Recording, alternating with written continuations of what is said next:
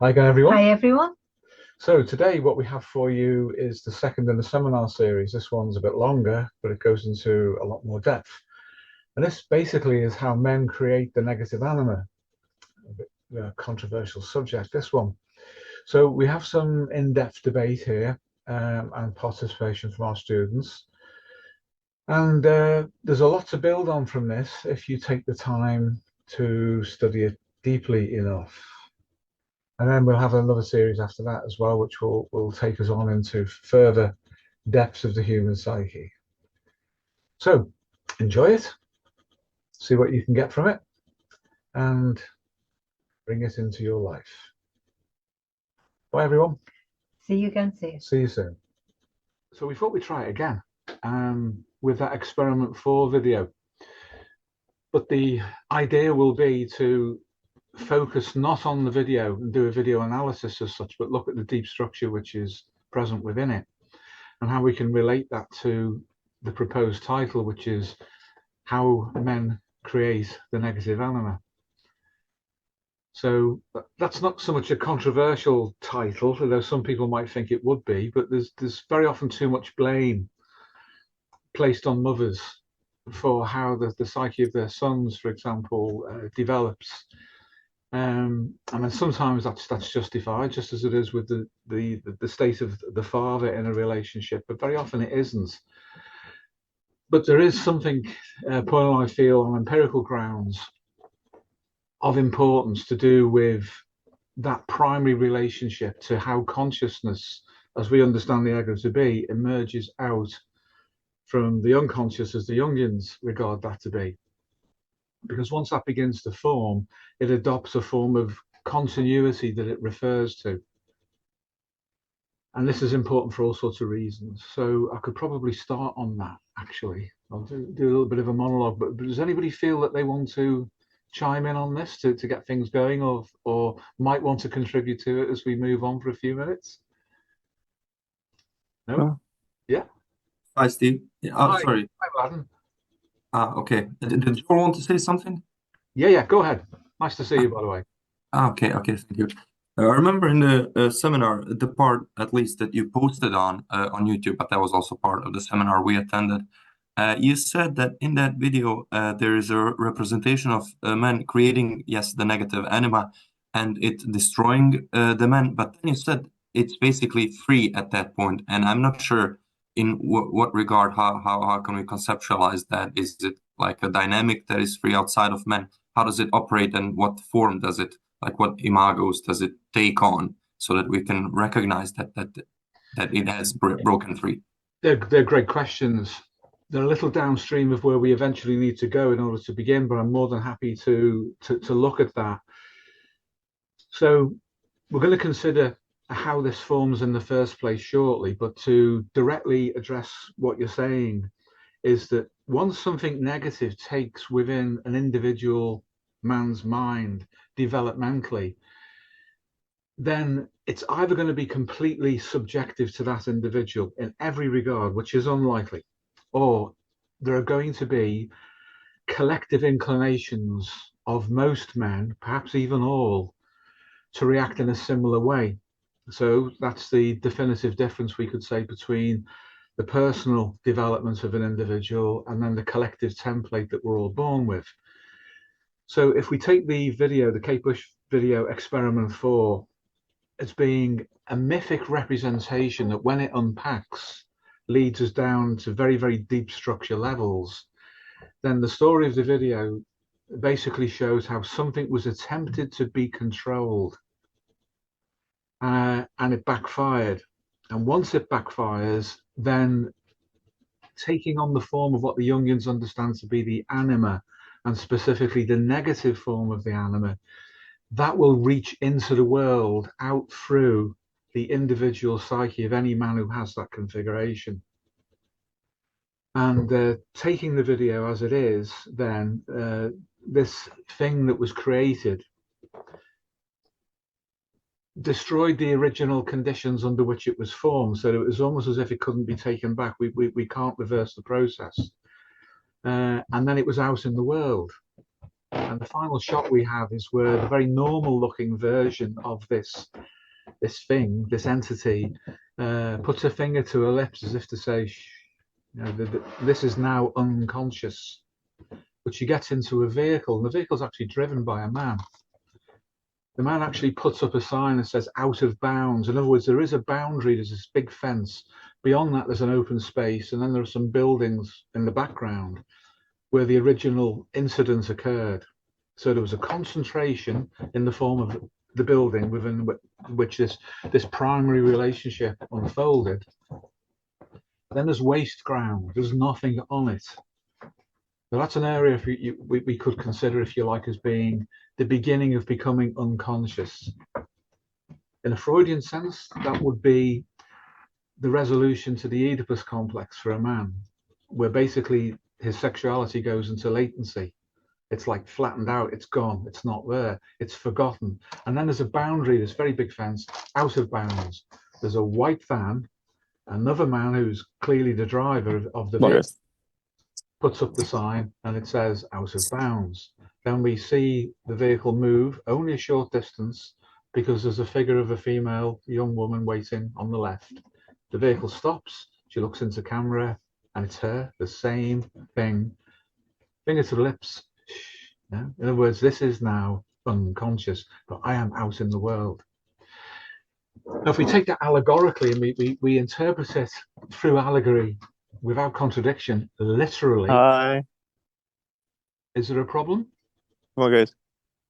Did somebody speak there? I said, oh, good. Oh, all good. Oh, I beg your pardon, yeah.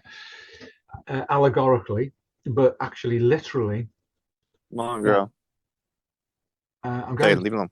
I'm getting somebody else coming through. Yes, I think Joel's microphone is open. My microphone is. Someone's mic. Joel's Joel. microphone is open. Is it Joel? Oh, Joel. Yes. Okay, I'll mute Joel. There we go. Thank you for that, John. Apologies, Joel. So there's an allegorical element and there's also a literal element. The allegorical element is what the literal aspect collapses into for the sake of representation. In other words, this is how myths form. Myths take on a general allegorical form to describe processes in such a way that we can all get over our individual experience sufficiently to be able to identify with it. So the woman is now in the vehicle. We're all supposed to be, as men, in this initial aspect of the story, unconscious of the fact that though we appear to be driving the vehicle, there is a passenger, there's somebody who we've let in, the vehicle has stopped, and it's accompanying us on the journey. So if we take that then as allegorical, then let's have a think about what actually happens. And for that, we do need to go back to the process of the story and also to the Paleolithic, the ancestral psyche. But I'll pause there if anybody wants to ask some questions before we move on that. Everybody okay on that? Where we are so far? Yeah, cool, thank you. So you guys will know that the view that we take is different to the general psychodynamic and developmental models of psychotherapy. So I would include in that the Freudian, and I would include the derivations of Freud through attachment theory, object relations, and the like. In that we go immediately to the representation of a Paleolithic context for understanding what it must be like to be born into the world and to acquire consciousness through relating. Now they all address that, but they tend to move it out of context into abstraction, the abstraction of a theory, whereas we're more interested in what it is like and what it must always have been like as a human being, a child, to become conscious through relationship to a caregiver, and then how do we meet the world? It's not difficult to do that because we can see it in ethological terms in any animal species, particularly mammals anyway, where there is care of the young, the attachment to the mother for security and food.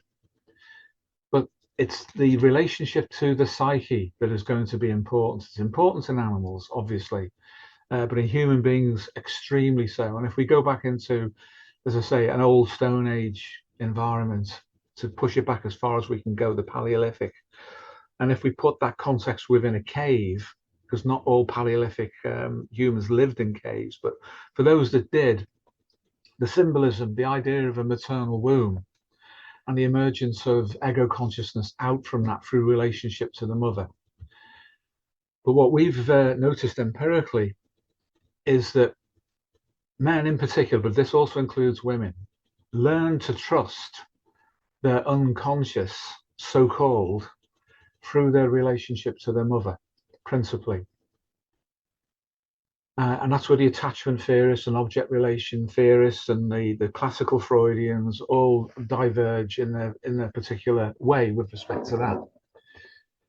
But we would follow Jung in this sense, and I've criticized Jung before for not dealing with childhood properly, and in that I've repeated what the Kleinians, the attachment theorists, and others have said about him, but he just basically gave it over to Freud and didn't bother with it.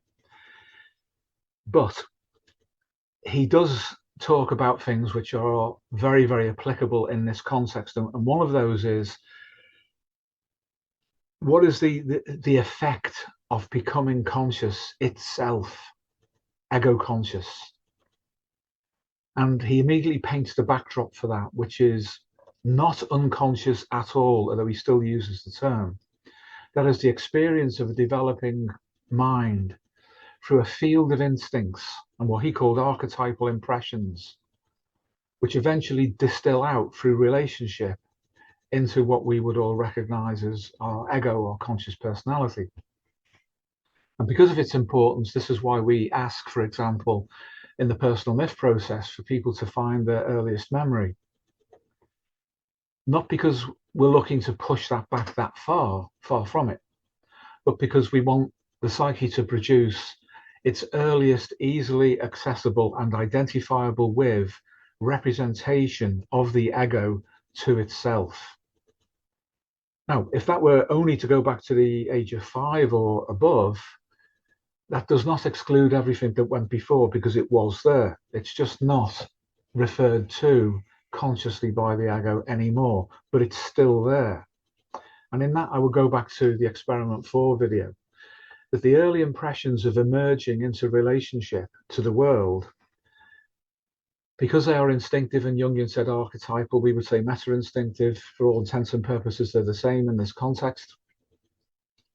They become forgotten because the ego is required to adapt through relating to the external world, the social world and the natural world. So there's this layering effect where memories are gathering and where they are pushed into what Mark Solms would call consolidation, but they are still there and they still have a very, very powerful effect on the ego. So as that process unfolds then, and the child's psyche moves from a state of what people call unconsciousness, which it is not, I'm sorry to emphasize that again, but instincts are very conscious. Archetypal representations are also systematized and conscious, and they direct behavior. So that early form of ancient consciousness, even in modern children, needs to adapt to a figure or figures who will help him or her adjust to the world and then develop an impression of themselves. And the anticipation will be, on economic grounds, that this should be the figure who can feed me, who can nurture me and make me feel safe enough to meet the world. But that's a double-sided coin, because the safety also has to do with the inner world. Can I leave it behind? Am I more secure in this primordial level of the psyche, or in the newly emerging external relationships that are forming? And the role of the mother includes many things, of course, but the one that's probably least appreciated, but is paradoxically very important, is that it teaches a child how the relationship to the mother or primary caregiver or givers, if it's in a social context, teaches the child how to trust their inner world as well as the outer world. That then is going to be there, and because of development, lifespan development, and the way that the timed release of the genome brings things online, it will always go back to that initial state in order to fundamentally understand itself before it moves forward again to integrate new developments that are emerging under genomic, instinctive, and platonic pressure. So in other words, lifespan development, adaptation always defaults back to those early configurations of understanding and trust about the inner world and the outer world. And where that's disturbed sufficiently, the child may want to remain in a state of what Jung would have and did call a primitive form of adaptation to the inner world. So the inner world is more interesting. It has a sense of being much older, which of course it is. It's a place of refuge to avoid the turbulence and chaos of psychosocial adaptation and external relating. And such children may become, in some sense, autistic along that spectrum, schizoid perhaps, an adaptive but nevertheless withdrawn expression of relating in the world. They may develop fear, which pushes them out of the unconscious before they properly understand the boundary, such as it is, between the conscious and unconscious, in which case they can't actually run away from the so-called unconscious because they meet it in the environment through very, very early forms of projection and then eventually transference. The projections that occur to a child very early on are all what Jung called archetypal. We would say instinctive and meta-instinctive and genomic through the ancestral psyche. Because if that's not going to happen, that would be the clearest indication that we are born as a tabula rasa, a blank slate, and everything is about conditioning. That's obviously not the case. So very early forms of projection involves the Paleolithic ancestral psyche. And then as we form relationships through our mother and then to others, they take on transferential qualities, which is why the Freudians are very interested in parental transferences, for example. But that primordial understanding is of such fundamental importance that it never really goes away, even if we've forgotten it consciously. And again, I'd go back to the video for that and how they show the liberation of that early experience of the collective psyche can produce boundaries that cause the ego to be unconscious, but the system itself is attuned nevertheless to it. So we meet what we have repressed, according to Freud and Jung, out in the environment. And along the way, that's filtered through parental transferences. So at a certain point, and I'll deal with the male psyche first, and then we'll have a look at the female, because that is similar and also different. At a certain point, the father needs to take up his role, but it's necessary for the mother to hand over the child to the father, metaphorically at the mouth of the cave. These are metaphors, but nevertheless, there's a lot in there. Adaptation to the outer world should be the responsibility of the father in a Paleolithic context. These days, less obviously so. But nevertheless, the genomic anticipation, the ancestral psyche anticipated that will be the case. So the young male child will be looking for a father or a father figure to confirm the child and say, by gesturing out into the world, that this is your inheritance, born from your mother, which is absolutely fine, of course. You know, that's the way that nature intended, with respect to the psyche emerging out in that way. But my role is to guide you into the outer world. If there's no father there, or if the child failed to relate to the mother properly and stayed too much on the inside, perhaps because the mother for the child was not receptive to the child, then he would be less inclined to meet the world through any kind of Freudian reality principle. Much more likely to withdraw into what Freud called the pleasure principle of gratification, self-gratification on the inside, and that's a feature of being schizoid and similar conditions as well.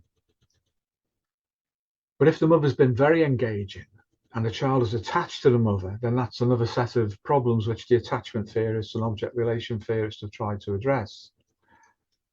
So the object of the mother and the object of the father then, as experienced by the developing ego consciousness of the child, can be in conflict and cause the child to split in terms of their understanding at a genomic level on the inside. and that split which declinings do identify, but I don't believe that they tackle it properly, is best understood in Paleolithic terms, in genomic biological terms, rather than in adaptive terms to the actual parents that we've had. And I think that's an important distinction to make, because there are the parents that we've had, and there are the parents as a general bandwidth of expectation that the genome contains and the genome's fields, which we can refer to heal any relationship that we may have had with actual parents. But if therapy focuses on the relationship to the actual parents, that brings about an inertia and a collapse of focus around those relationships, which keeps the adult patient in an infantile state of relationship to the therapist. Because if you go back to the ancestral psyche and you're in the role of a therapist, you take on, and I'll call it this, an archetypal role, which is very different. You're now not a parent, a replacement parent. You're not a canvas upon which a transference, a parental transference, can be projected and acted out. You're in a role which is better suited to be a psychopomp, or even at a very deep level, a shaman, someone who can navigate those very early configurations and help somebody to access them and bring them into their own life without an extended attachment to you as a therapist.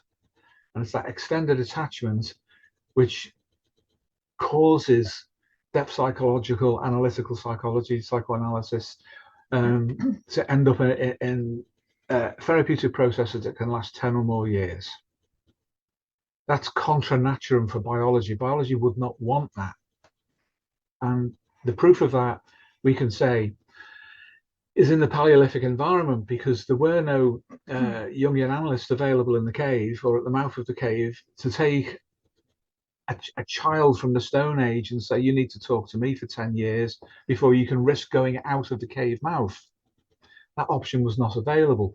Later, you had shamans, and you had myths, and you had psychopomps. People who would bring things about for you quickly, not hurried, but economically quickly enough to adapt to the world. So that model for us is better than maintaining an attachment to a psychoanalyst that goes on for 10, 15 years. Even Mark Solms, I think, was in therapy for 12 years or thereabouts. Well, it was excessive. Yeah. It's almost like repeating that entire part of your life, that growing up, that developmental process, but with maybe if we're talking about transference specifically, with the parents that we would have liked to have had. So it's almost as if it takes that long, because it's like going right back to the beginning, isn't it? Yeah. And going through that process again. I mean, 10 years, even 10 years, never mind 15, is taking us up in terms of time. If it was the initial developmental stages of life would take us up to puberty pretty much. Yeah. When you think about Yeah. it. So it is, even in a temporal sense, it's almost like a repeat of a process that didn't unfold as it should have done, because maybe that child's parents were, not up to the task of parenting in the way that it should have been. So it's it's repeated, but it's repeated in a temporal sense as well. Yeah. With the analytical model, and that's a huge chunk of somebody's life. Yeah. I mean, apart from the fact that it's so regressive.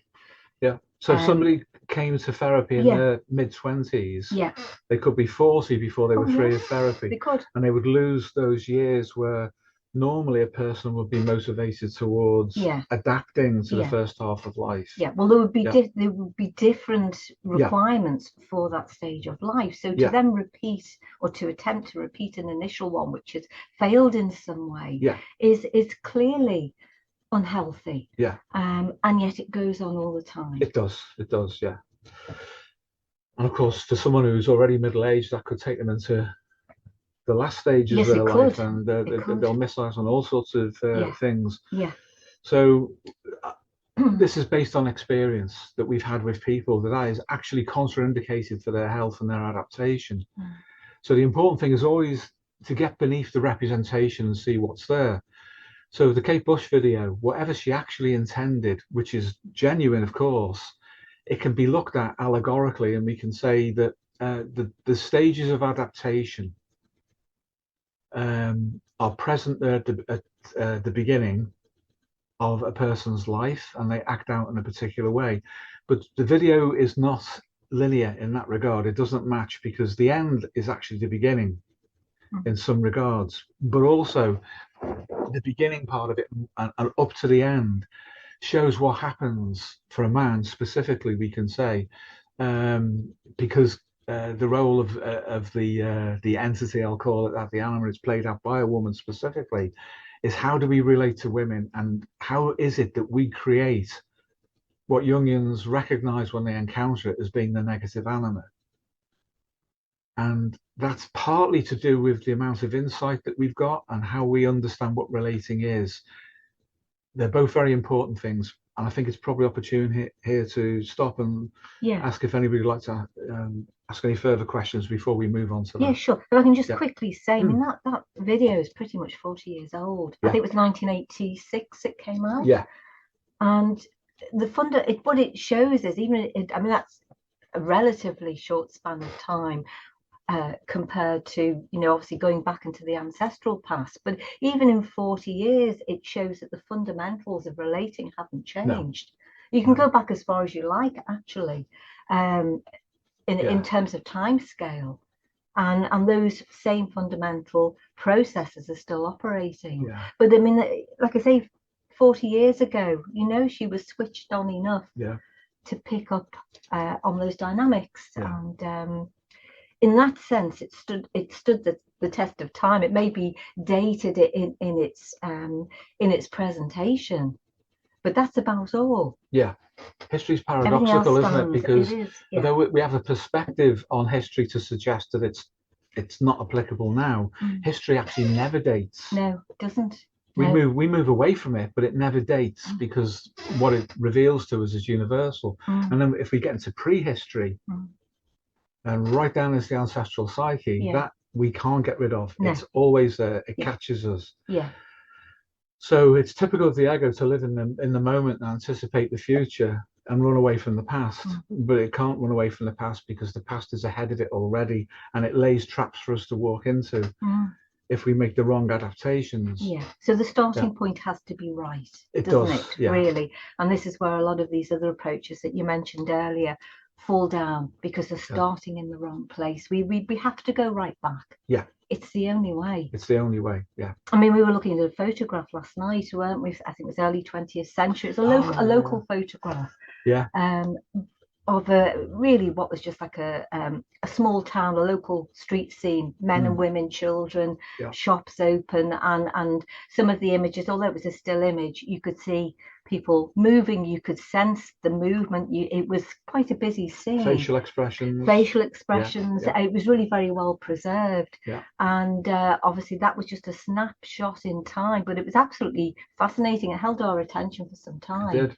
And I think that was because we commented that, you know, those people would have had the same challenges pretty much as we have now, despite the different times in which they lived. The fundamental human challenges would have been the same then as now.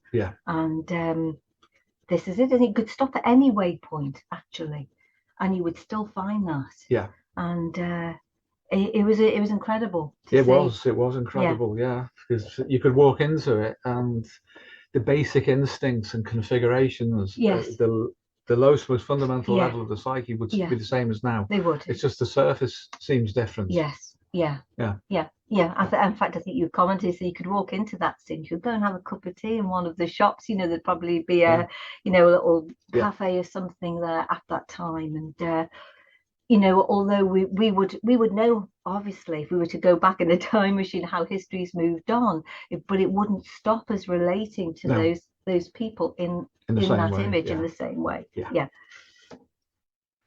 Fergal. Hi, Steve. Hey, Pauline. How are you? Can you hear me okay? Just hang on, that might be my end. I think my speakers. Could you try again? Can you hear me okay now? Got you loud and clear. Okay. I just had some thoughts. I was just thinking about the whole process of sort of long-term psychoanalytical processes and how they're stretched over a long period of time without necessarily getting deeply into things.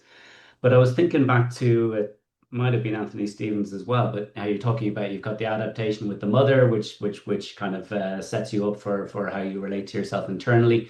And then you've got this transition to adapting to the father figure and bringing yourself out into the world.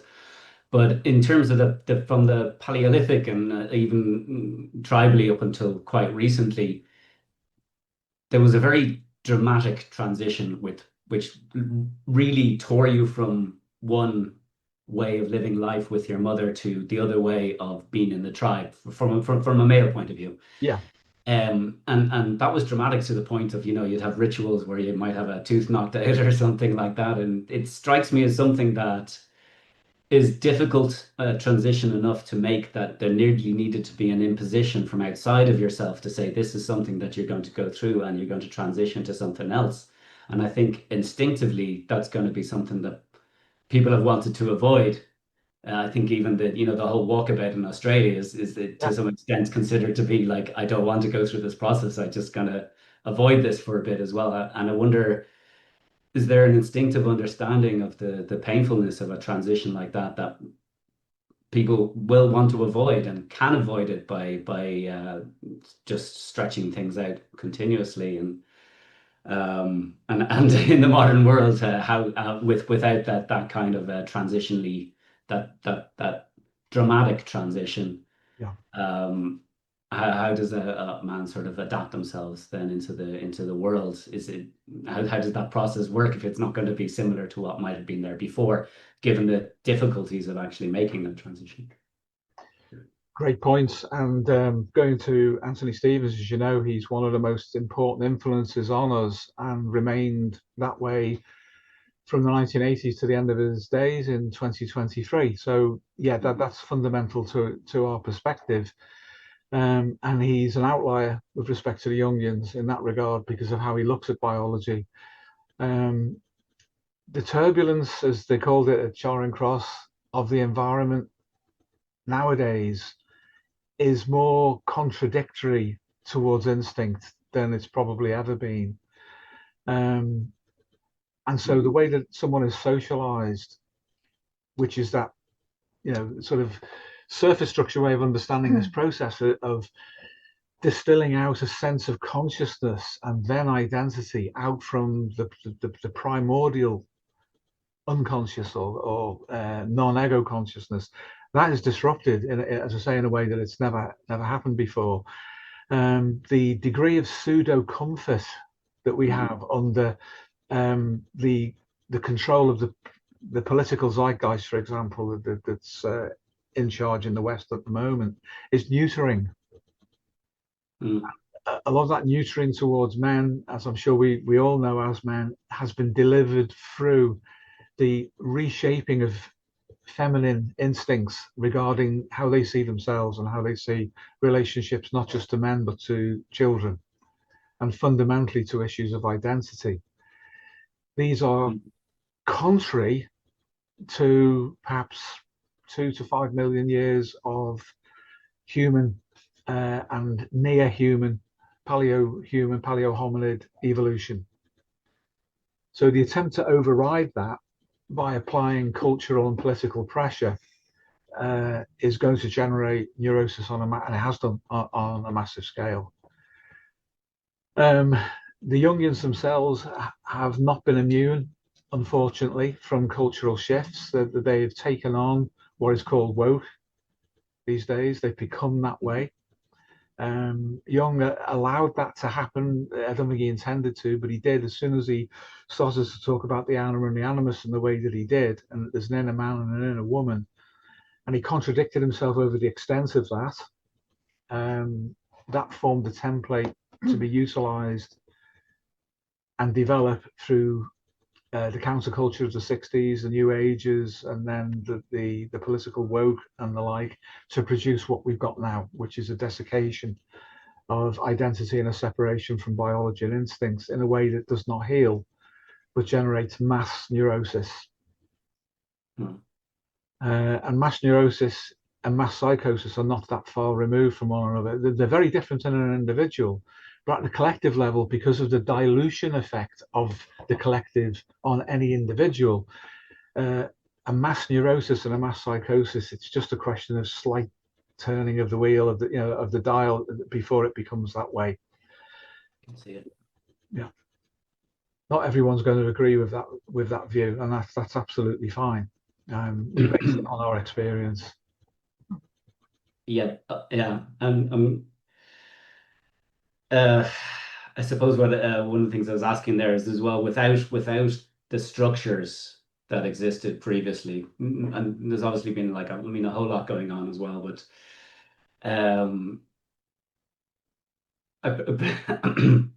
I guess when you consider what your Paleolithic, if you allow yourself to consider what the Paleolithic or the ancestral psyche is, do you think that is given we don't have those quite dramatic transitionary structures available to us, do you think some of that will be addressed with consideration of how a patient feels and how that relates to the ancestral psyche? Does that help, or does that allow for that sort of transitional process to successfully occur within the culture that we live in now? That is so important because there is a war basically going on in the profession at the moment between what could be loosely called the woke and captured majority, at least in terms of their power, because they've captured all the levers of power in psychological psychotherapy education, and a resistance which is opposite to it. So the profession itself is divided, it is split, and people who go for help are finding that they're being required to adopt a political view, and they're being steered in all sorts of directions that they wouldn't have wanted to go in. And there's an analogy there to how, for example, being gay was treated back in the 70s, 80s, and 90s, where people were routinely referred to therapists to change their sexual orientation. And back in those days, Paul and I point blank refused to do any of that. Now it's become part of the accepted zeitgeist that you should not do that, but you should do other things. You should direct people towards political ideologies, gender politics, identity politics in other ways. That one has been excluded, but the others are being encouraged. In our view, there is no difference. Both were manipulations of a person's essential nature, whereas really we should engage with that and find out what they want from within. So on the surface, it looks like it's, you know, woke has brought better things into therapy, but the war going on, if anybody wants to look and see it, it's absolutely terrible how people are being treated by training schools, universities, and the like in the West. And then, of course, this filters down to patients and clients who don't want any of that, but they get it. That's contra humanism. We would self-identify as being broadly in a humanistic tradition. It's contrary to that, but it's part of the zeitgeist that we live within. So the solution seems to be at the individual level, that we should, when we work with people, we should work with them as individuals and make a contribution that way. And with respect to the ancestral psyche, some people now are influenced by current politics, deny and repress it in such a way that it responds to them in a way which is Freudian, fundamentally, at the level of 1895 in Vienna, that frustrated instincts, whatever they are, will organize themselves to attack on the inside, attack the individual.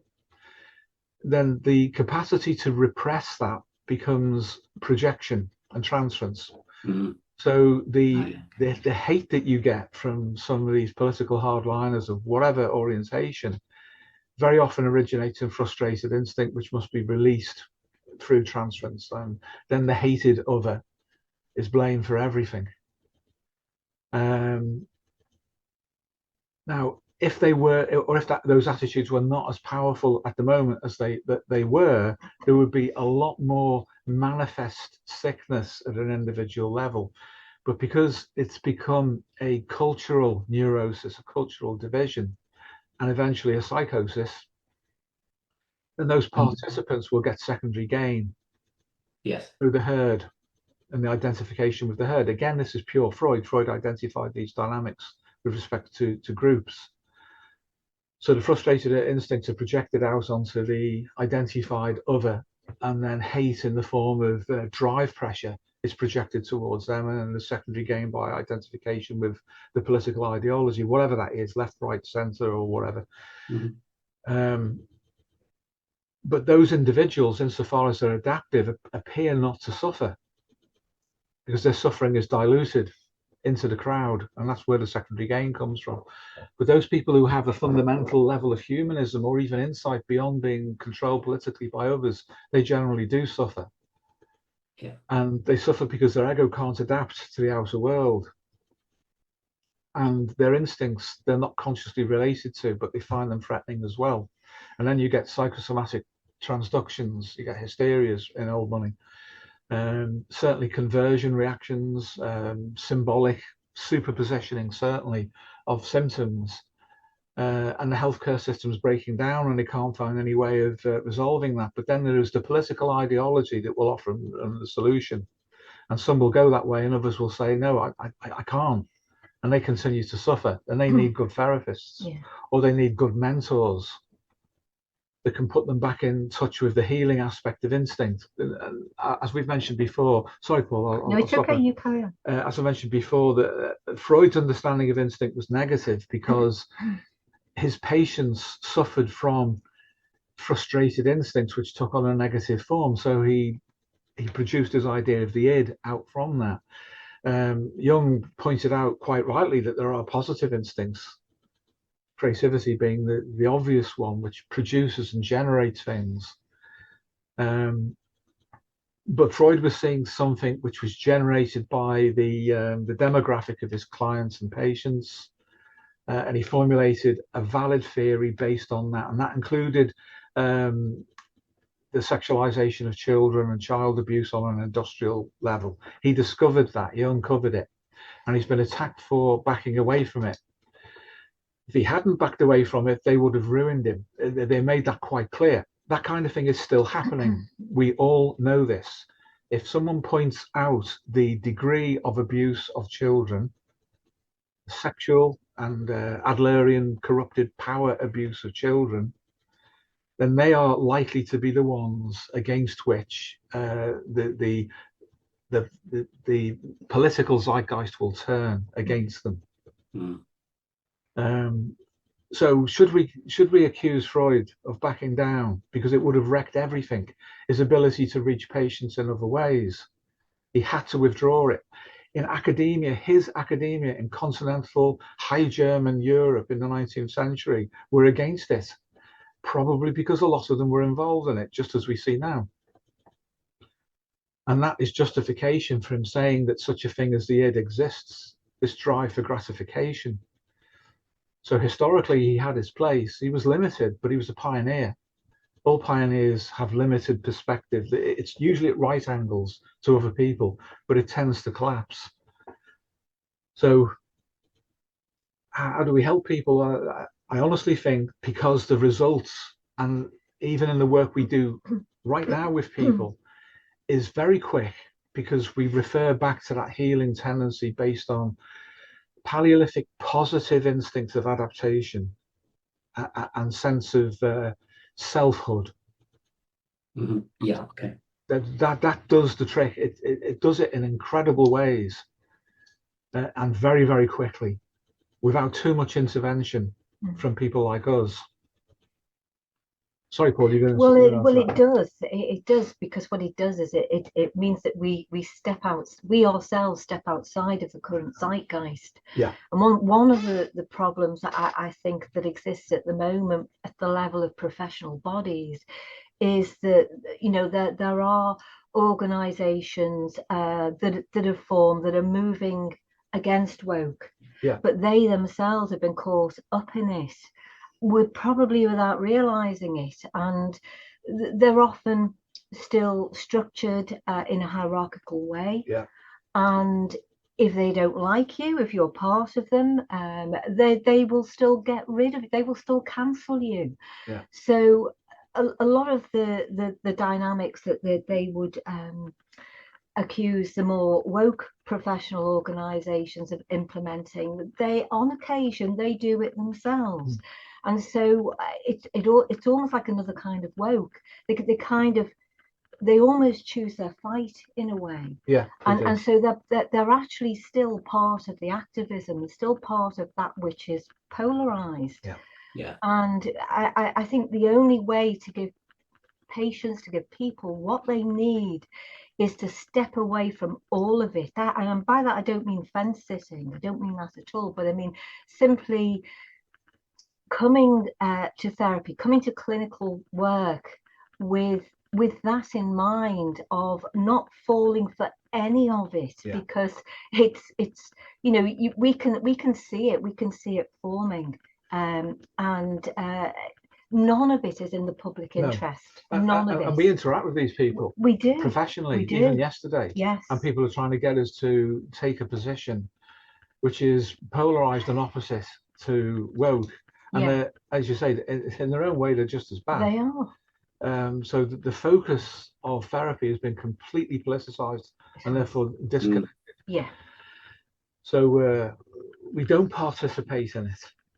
Yeah. But it is there, unfortunately. Yeah, I mean, absolutely not at the point of delivery of therapy, of our clinical work. And as you say, Steve, how can you possibly say that what has happened, I'm talking politically now with respect to the culture, in say pretty much the past 100 years, how that I mean, the hubris of thinking that is more important than millions of years of human evolution is really quite staggering, isn't it? Yeah, but if nothing else, it gives you a perspective, that perspective being that it is very recent, very, very recent, and there's been so much more time before that where people did not think in this way, did not engage or relate to one another in this way. And we have to see the value in that still, I think, until we move through this phase and hopefully into something else which is healthier and more adaptive. And I think that would have to be something that included the primacy of instinct in the way that we've been talking about it, and male and female meta instincts. Principally, it's probably the meta instinct that we need to. I mean, the Jungians talk about being archetypes, and then they get completely lost over what they are. We saw a YouTube the other day from one of these politically focused opposite to woke groups, where there's an attempt to discuss Jungian archetypes and the like, and it was what a dog's dinner. Absolutely, of contradiction and gaps in knowledge and thinking, and they made a complete mess of it because they don't understand instincts. I mean, the guy who was a professor, by the way, of clinical psychology, it wasn't the famous one, but he was another one, and he's basically asked what is an archetype. He wants a definition, and he struggled like hell and just waffled all over the place. Whereas he was mentioning biology, but it wasn't joined up, and all he had to do was say that Jung said quite clearly that archetypes are the self-portrait of the instincts. They are the instinct's way of coming to know themselves. That tells you a huge amount. That these things are conscious. In order to come to know itself independently of the ego, it must have a degree of consciousness and reflexivity. And that these archetypes have emerged out from instincts, but not primitive, reactive, animalistic instincts that somehow touch on Freud or even Jaak Panksepp, a different kind. And really, that's where Anthony Stevens went when he went to the ethologist to find a better understanding of archetypes. But that should have been his starting point. He should have said that. That was the obvious place to start in order to answer the question that he was asked. But he was all over the place. All over the place. He said that archetypes aren't myths. And then he spent a load of time talking about myths as if they were archetypes. And Joseph Campbell. And he brought Joseph Campbell in, various other things. It was just a complete dog's dinner. Yeah. And even the woman who is part of the, who was interviewing, who's part of that movement and other movements, was starting to get impatient with him. You could tell, and started to tell him things that he should have known. So the interviewer knew more and was better informed than the interviewee. Yeah.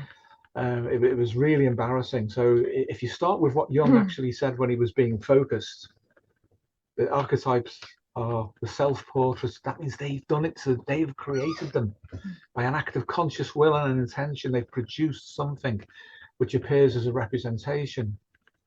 Then you can link with culture, because they're both influenced by social science theories in that academic sense. They were trying to make culture, as she was, I think anyway, dominant over biology when it suited her, and then later biology was more important than society. Well, the simple observational truth is that the one and the other are connected through superpositioning. So the myths that we encounter are expressions of innate understanding at a genomic and field-based level that take on representational form, and the Kate Bush video is that. It's something that's emerged creatively through her, that's gone beyond what she probably intended to do in its capacity to carry representational information. But she didn't begin with a theory, did she? No, and that and that probably is very telling, because she's opened herself up to receiving intuition, probably, and that's what it's produced. So when the psyche is able to act naturally in that way, that's what it does. It does it for itself. It doesn't need to be overlain by a theory. It just gets in the way. And the guy that you were talking about, the clinical psychologist, was using expression archetypal as well, so which was probably indicative that his understanding of Jung had come from a particular place.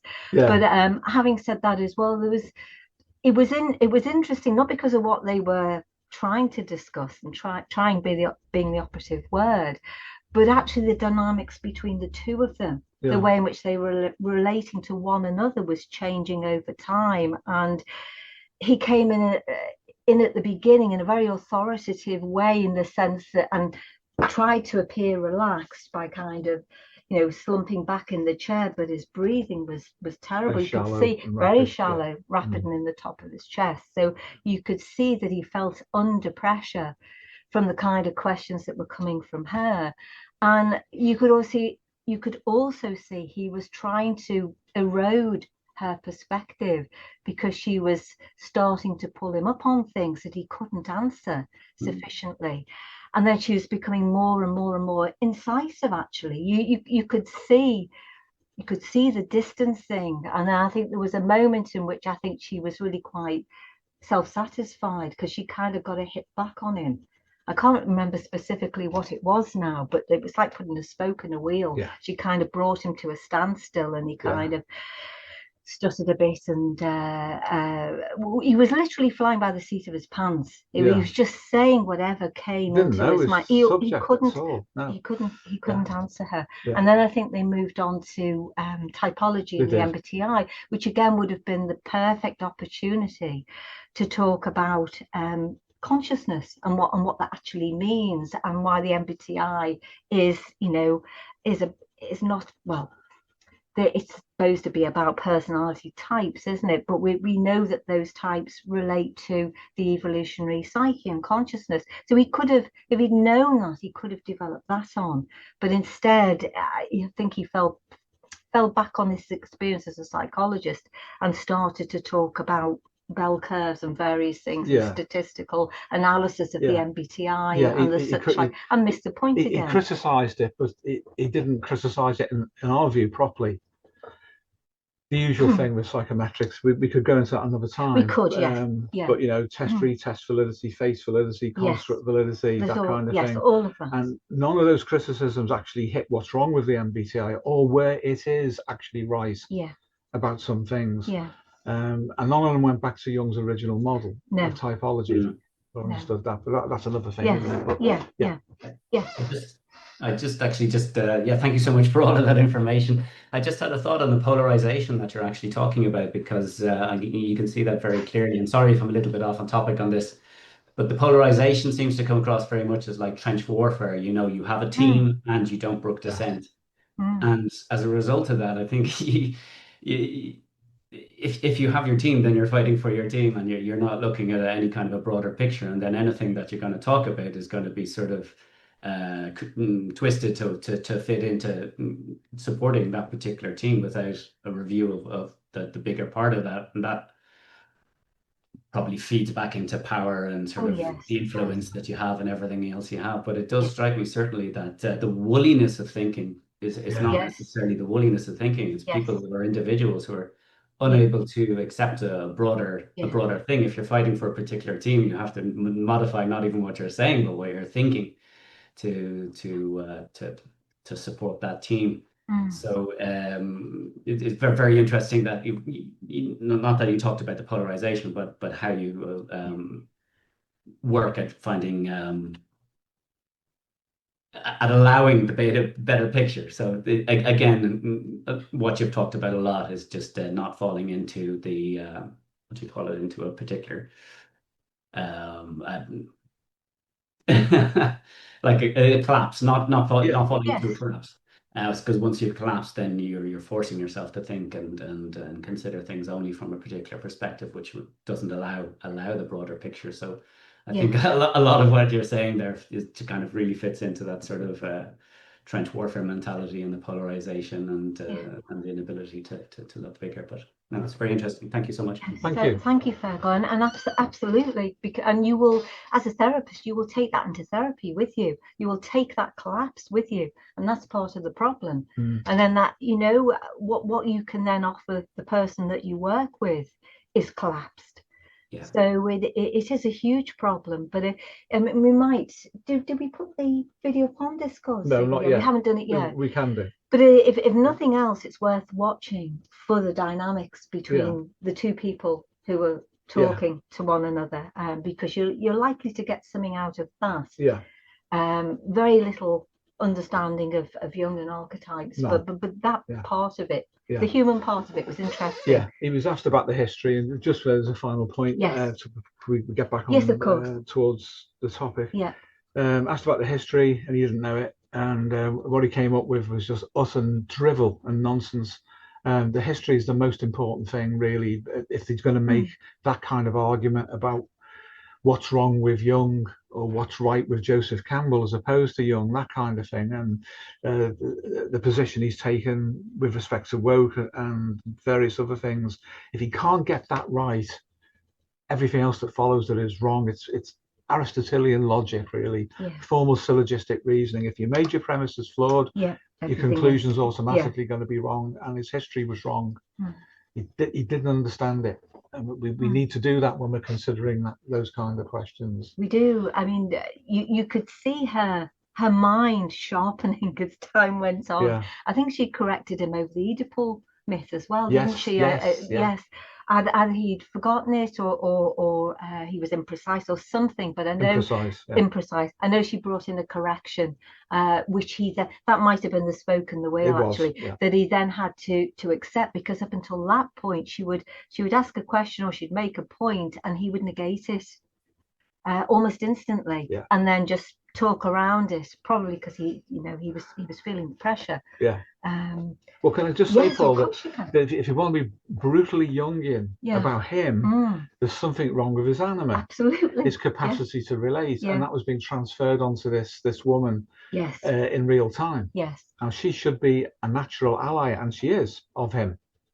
But he was occupying a state that would suggest, if I can suggest that without making any claim to a diagnosis on this, that he had an early issue to do with how he distilled out his sense of reflexivity and understanding of the inner world and the outer world, and therefore how he relates to women.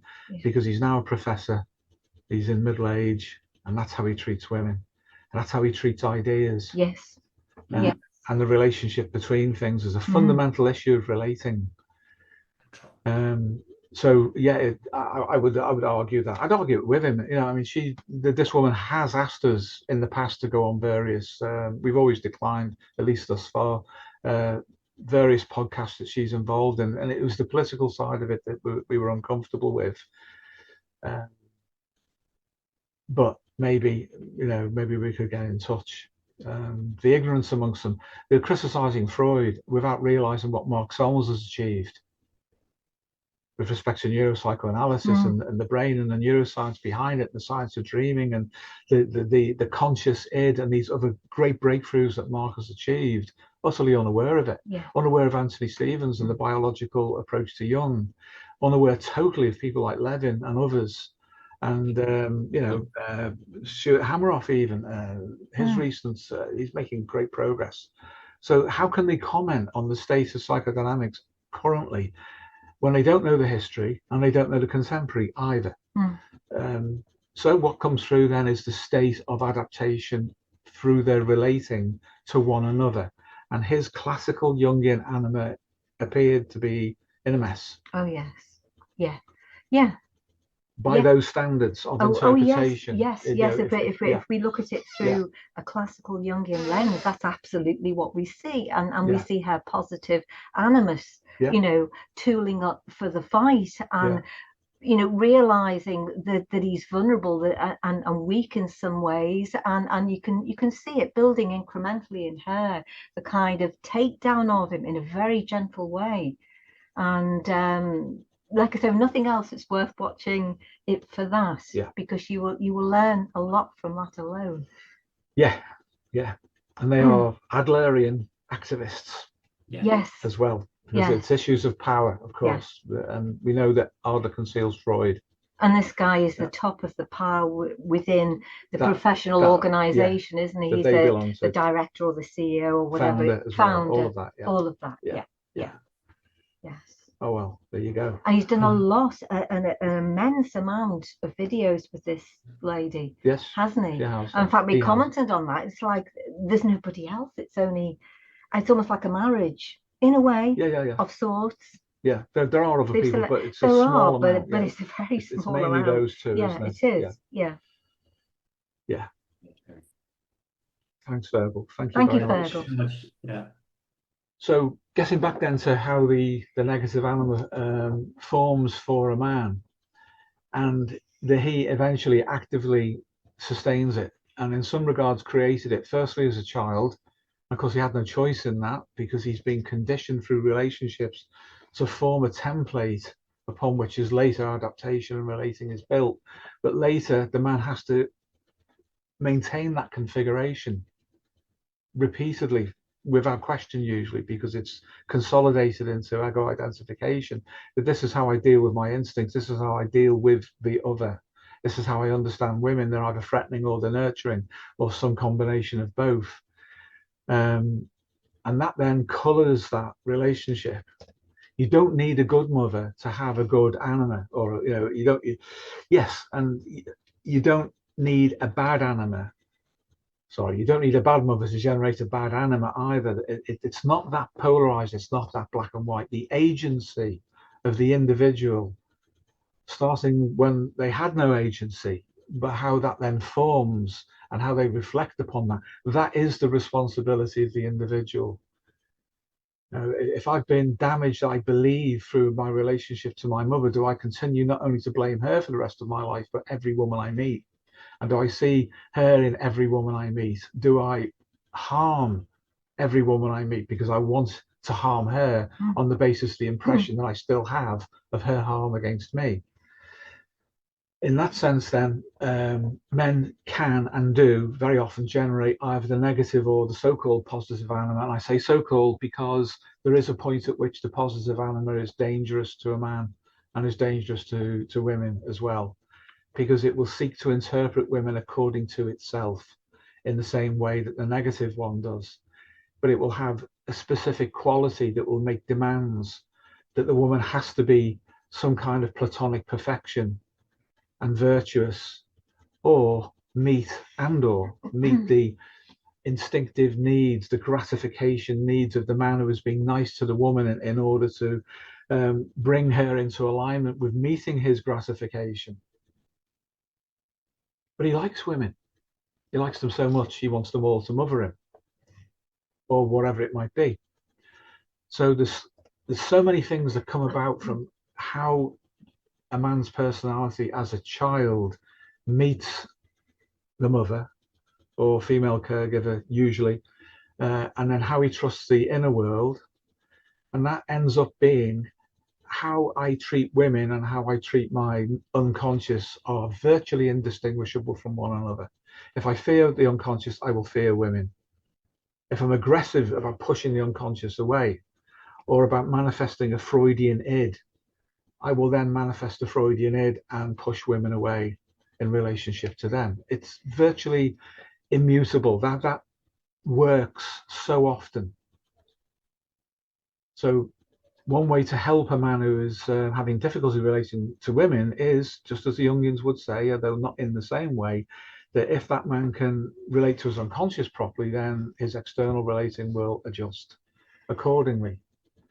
And this is one of the reasons why we moved away from the Anima and Animus in emphasis by name and calling them the relating function, which is the drive, the instinct to relate, the archetype, if you will, and the relating system, which is the operational configuration that we have to relate to everybody and everything more broadly, because it is based on that fundamental relationship that we have when we become conscious as an ego, as distinct from our unconscious. So to go back to the video then, what we have there is a group of men and women who are working to weaponize something that can kill people at a distance. That's the idea. Kate Bush was a singer, so she seems to have built that idea around sounds. But independent of her being just a singer, she's almost certainly somebody who understands the power of sound, the power of music. And when a child's born, they will very often respond to the sound of their mother's voice. And I remember even when my son Gareth was born, the first day, I mean, I was present for the birth, but when I went up to the ward to see him, he was in the side room, and I said, "Hello, Gareth," to him, and his eyes were shut. He turned, and then he opened and looked at me. He responded to a sound, but I would talk to him during Pauline's pregnancy. And we know that children do hear sounds and do respond to them, and there's a conditioning effect that they have a familiarity with sound. So sound is there from the beginning. And of course, sound for chanting, for generating altered states of consciousness, all of this is present. So as the child's sense of identity is beginning to form and they move out from this unconscious primordial state into relating, sound is part of that. So in the video, they weaponize sound.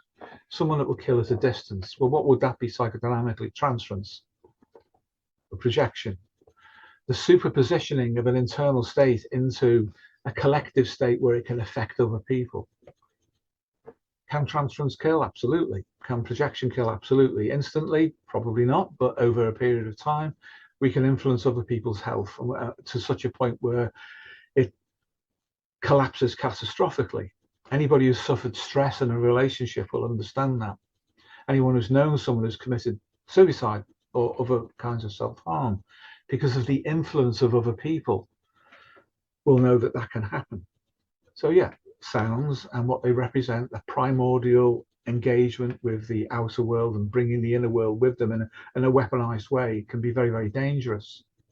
Propaganda is very often delivered through sound, through speeches, political speeches, using words to generate images that people attach to, whether that's Stalin, Hitler, Pol Pot, whoever the dictator may be. So sound can kill people at a distance, yeah, for sure. Infrasound too can generate and activate the fear centers of the brain. We may not even pick it up consciously, but it does that. The sound is a very, very influential thing. She's a singer. She understands that. That's her medium for bringing her spirit and her soul out. But what happened is that when the collective, at the level of the collective psyche within the mind of the individual who is represented in the video, brought together the potential to generate harm, then something utilized that to free itself. And that's something that we need to understand at the collective psychological level too. What Jung understood as a psychic epidemic can originate in the mind of an individual, which then affects others. He talked about psychic infections. The medium for this is suggestion, but that suggestion is not simply cognitive at all. It operates at the deepest and most fundamental levels. So once that's activated and starts to replicate, it takes on the characteristics of Richard Dawkins' original idea of what a meme is. For him, a meme was a non-genetic form of information that reproduced itself and spread under Darwinian pressure. So once it's out into the world, then it influences other people, and it forms what the Jungians have woken up recently and said might be a collective complex. Jung had already presaged that in ways that he talked about with respect to archetypes and psychic epidemics anyway. So in the mind of an individual, then, that early experience of positive attachment that then suddenly becomes negative. If you have watched the video, when the guy who's strapped into the chair and he's brought the box that contains all of these destructive and horrible sounds, that were people freaking out with insanity, women screaming in childbirth, all sorts of things were put together like Pandora's box. And when it opened, the first thing he received was something beautiful and platonic in that positive sense. And then it took its mask off and he saw the horror that was also there in equal measure, perhaps even more. And then it just worked itself through the building and it escaped. And when it escaped, it looked ordinary. But the latent potential for that destruction is now out in the world. So the allegory probably was, at least the way that I can interpret it, and of course Kate Bush is the final say on what she meant by her video, is that once that's out in the world, then it can affect any of us and it reflects any of us.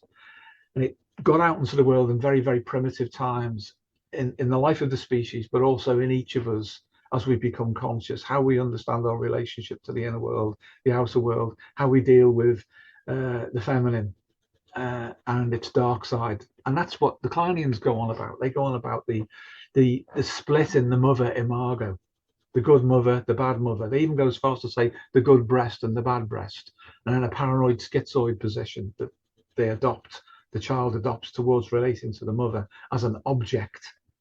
Now they actually make it that cold. Whereas the passion that's innate in us, in the genome and in the ancestral psyche, is anything but like that. It pulls us to engage with the immediacy of the people that we imprint upon in that early struggle to come out of a relatively non-ego state into an ego state of adaptation. But the old parts don't go away, they're still there. So the configuration that we form then, say as men, goes out into the world, and what do we do with it? We look inwardly and outwardly and we see the same thing. It's Janus face, but it has one view regardless of what it's looking at. When it looks in and it looks out, it sees the same thing. That's the superpositioning effect of the inner to the outer and the outer to the inner. And that's why, as I say, with men, how they treat their unconscious and how they treat women is pretty much the same thing. But they feel the conflict of that at the level of the ego. And that causes a great deal of neurosis. But ultimately, the correction for that has to come with accessing the inner and reconfiguring how receptive we are to that. Otherwise, we're limited to behavior modification, cognitive restructuring, that kind of superficial thing. Whereas if you go on the inside, we find that we change, and then all of our outer relationships change regardless of the power that may be located in other people. That's hugely important for therapy, because there's a tendency for the ego to think other people control my life, and at one level they do. But the way that we interact with them is dependent largely upon how consolidated and receptive we are to the inner. Otherwise, we're left only with our ego and with psychosocial resources. Draw on the ancestral psyche, we can reconfigure everything. That means we get along better, and also means we can ignore a lot of the stress in the environment without projection, transference, self-blame, neurosis, collapse into an infantile state, whatever the response might be to pressures in the environment and to unpleasant people. If we can draw on something which might otherwise be called spiritual, and as Pauline says, the spiritual is contiguous with our biology and with our genetic and ancestral inheritance. That's how the spiritual finds itself rooted in the lives of people. It's through the materiality of our life. If we can access that, then that's another way of dealing with outer adaptations, and a way of resisting being infantile in how we treat others as well. So broadly, that's the background to it. And then the specifics, it's down to the life of the individual and how they live that, how they adapt or fail to adapt to others. And one of the emergent issues of that is Jung's notion of what the anima is, and why it's negative, sometimes positive at others, and why a negative anima can suddenly be a psychopomp, because by working with its representation, we can understand what's gone wrong, and why a so-called positive anima can also be secretly destructive, because it contains us and it encourages us to capture and contain other people and acquire them to our needs. But it appears to be positive because we're being so nice about it. So the negative can be positive, positive can be negative at that more superficial level. So again, I'll pause there, and if anybody would like to ask anything or contribute to that, that would be very welcome. I appreciate it's been a lot. Well, Adam, you've moved. That's dangerous. I might think you want to say something or ask a question. You have to learn to be very still. Yeah, I'm still learning the ropes around here. No, what did strike me is the positive things that you mentioned, how even on a superficial level, yeah, positive anima can also turn around and it can reveal a negative relating, actually, because of expectations and also transferring of the platonic expectations onto the woman, and not really relating in that way, not really relating to anything outside of the ego and what it's receiving from the platonic. So that's very interesting to know. Thank you. Yeah, it's one of the hidden things, isn't it, really? Yes, well it is, and it plays out in this video so well. It's almost as if and obviously Kate didn't sort of approach it in this way, but you can see Freud, Adler and Jung but in there, but it's the rapidity with which people can move through those different stages. If you think about the guy who's in the chair, he's kind of brought to a particular place through Freud, through the desire for pleasure, and then very quick and we see power being played out as well through some of the other characters who are part of the video, and then presumably using this guy as something of an experiment. But he kind of goes from one place to another literally in the space of seconds, and I know that's partly to do with the way that the video has been put together to get something across. But it can be like that in real life as well. You can kind of go from 0 to 100, if you like, very, very rapidly. If somebody's introduced something which is so pleasurable that they can't resist, the personal gratification, then suddenly the platonic can be there online very quickly. And I think you see that in the video, because you see the kind of platonic image before it turns into its opposite. Shall I show the card? Yes, of course. What we could do is we've got a card for the next video. If you just bear with me, guys, I'll get it up. try and find it anyway. Right, there we go. 2, 3, 4, 5, 7. I should be able to put this on screen share now. Just go back.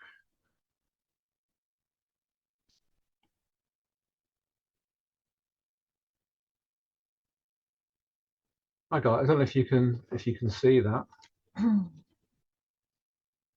everybody see this? Yeah, Okay. yeah, perfectly. You've got it, yeah.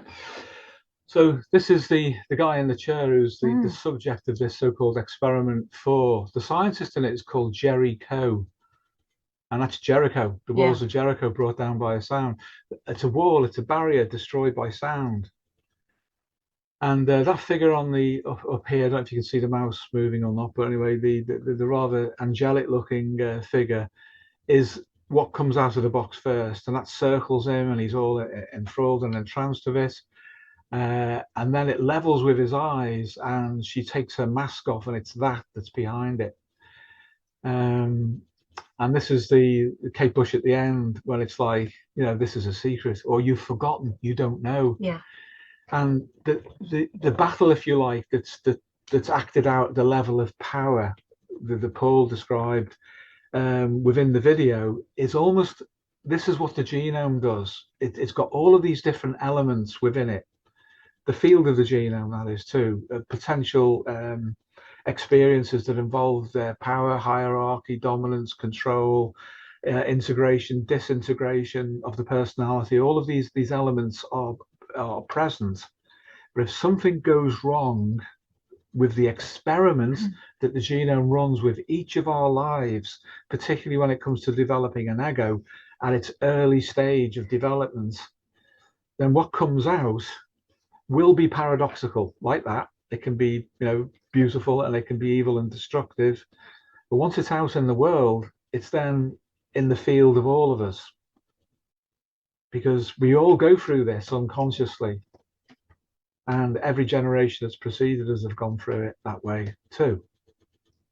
So the potential then of misrelating is there, and that's why it's called How Men Create the Negative Anima.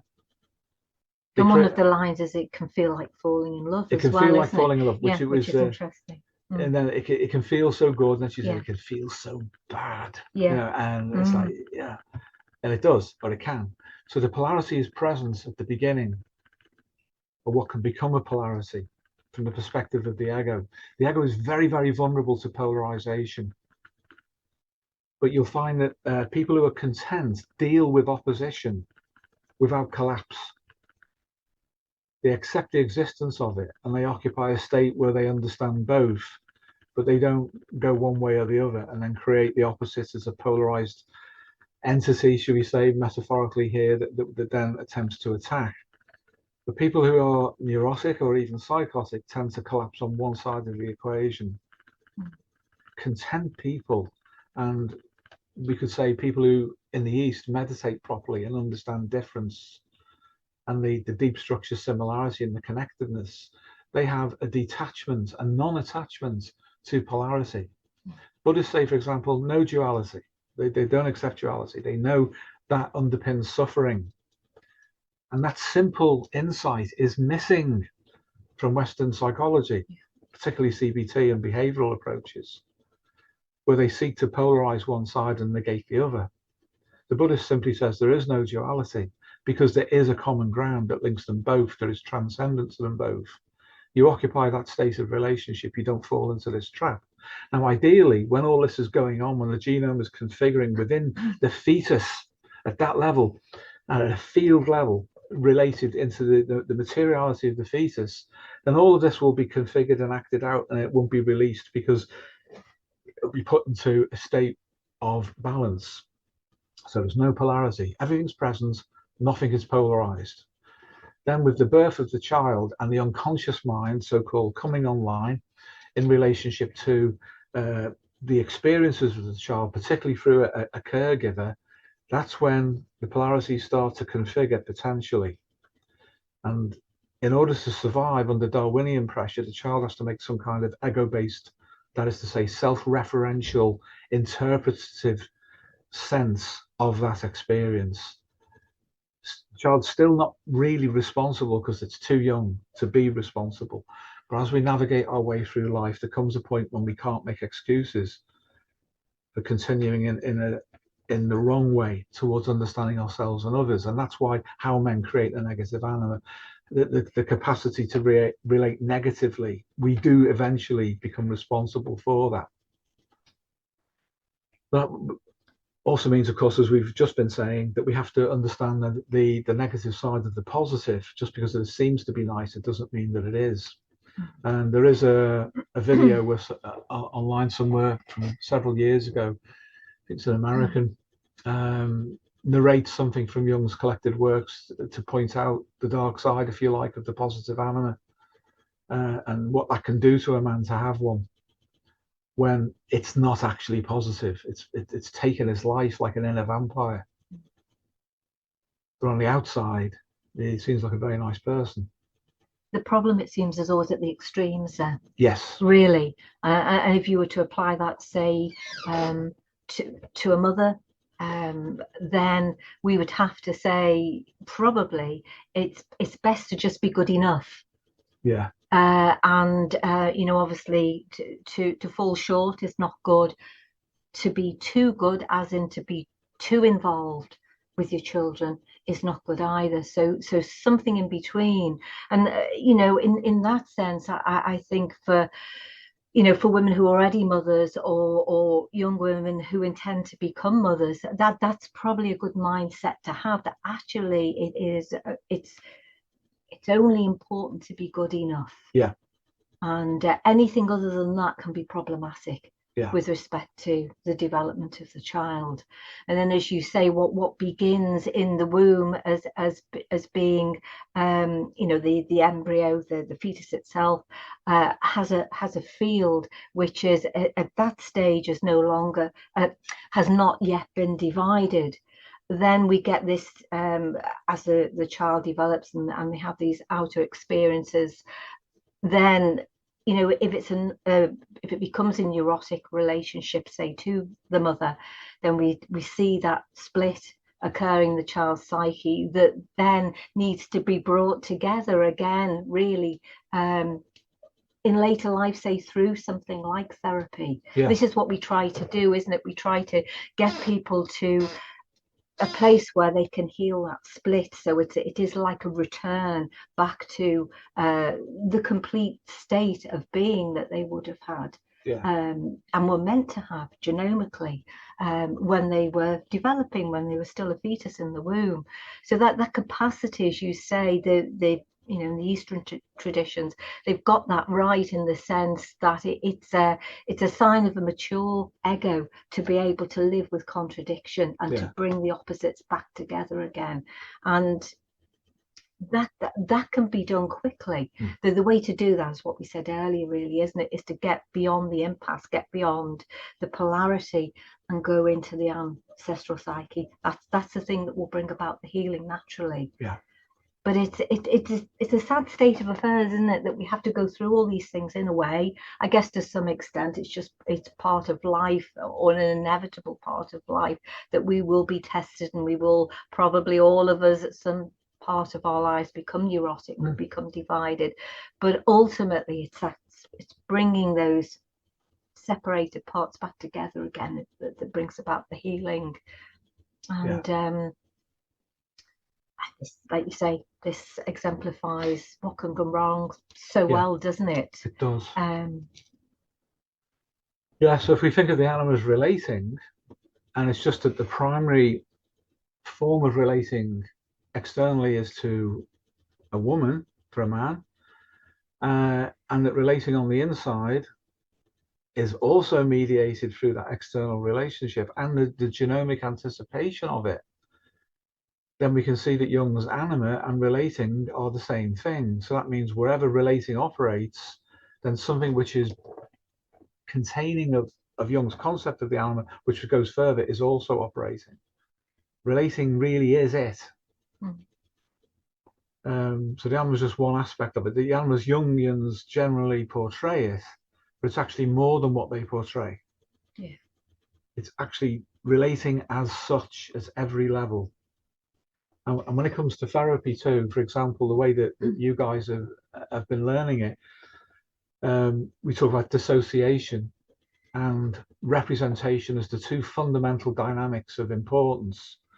In order to dissociate in a controlled way, we have to have an understanding of what we are and what our boundaries are as an ego. We have to be comfortable with that.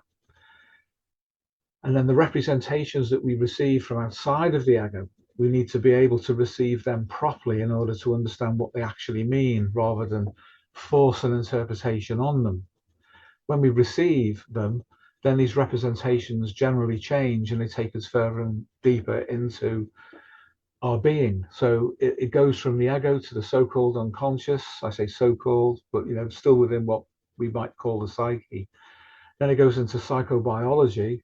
Then it goes into biology as such, and beyond that it goes into matter, and beyond matter into the purely platonic. Now, each of those levels can represent itself and then can work with those levels that are downstream of it and anything that's upstream of it, and we receive representations of what those things are. That is relating. That's using the anima on the inside, the real anima, the real capacity to relate and to receive. And that's a direction that Michael Levin is going in, but he's missing the psychology at the moment. And I understand why that might be, because he is a biologist, but he's consulting with the wrong kind of psychologists at the moment. But the implications of where he's going, which is definitely towards the platonic, and wanting to communicate with other kinds of mind, that's what he actually says. Then in order to do that, in order to communicate, you can do what he does with single cells and groups of cells. You can manipulate electromagnetic fields, which obviously changes representations. But if you start with a person, a human being, you have to move from ego to non-ego, and down into the psychobiology, down into the genome's fields, and ultimately into the platonic through the material. So he needs a psychological model that allows information to move and the ability to interpret representation. And this is that kind of thing. It's a product of a natural understanding, it seems, that she had as a creative. And this is an aside, and I don't want to reduce it to it, but the guy in the chair, his name's Del Palmer. He was actually in relationship to Kate Bush for several years during her most creative years. They separated later, but they became great friends, and I think he's passed away now, actually. But certainly until the end of his life, they were still friends. They were still communicating and relating creatively to one another. But the fact that they knew each other so very well, and that he is the representative character of a person relating to that which she is portraying, probably shows at one level an understanding between the two of what is trying to come through, what it means to be a man in relationship to a very, very high bandwidth understanding of the feminine that was coming through her as an individual human being, but actually extended beyond even her, but had to take on a representational form that could be communicated through her. And that's what it means to be a medium, of course. It means that you allow things or are receptive to things that are much bigger than you as an individual. But he's involved in that. Of all the men that could have been in there, there are some of you won't know who they are, but there are some famous actors in this video. Yeah. One guy on Discord pointed out the guy who played House in the American series. Hugh Laurie, yeah. He's done lots of other things as well, but he's in it. He's the last person to die in the corridor. He's still twitching anyway. Hugh Laurie, and there are others who could have played that role, but the guy who played the role was someone who knew her intimately as a man to a woman, psychologically more than anyone outside of her father and her brothers. And her brothers were involved in the making of this, but it was him who took that role. That adds something to it that we could miss otherwise. There's an intimacy of understanding between them that comes through in this. Yeah, it's interesting, isn't it? Because in the real world, obviously, she didn't select him to reproduce with. No, she didn't. Which I think is interesting. Yeah. whatever the understanding was creatively between them, and maybe it's not difficult to see how probably any young man would not see her take that as in a platonic sense. And maybe I don't know, this is speculation on my part, maybe there were some issues there to do with not being seen as a real person ultimately, and that might have been why things went in the direction that they did, and that relationship ended and she married someone else. Maybe there's almost a suggestion that it was the bandwidth of that relationship was such that it was almost too much. I don't know, it's pure speculation on my part. That can happen. It can happen. The valency in her was extraordinarily high. And for people who know the band Pink Floyd, what's the name of the guy, the guitarist? Gilmour. Is it Peter? No, that's he's an actor. Dave Gilmour. Dave Gilmour. Dave Gilmour discovered her, but she was already underway at that time because her family was so supportive of her. But he basically got the music industry interested in her when she was about 16.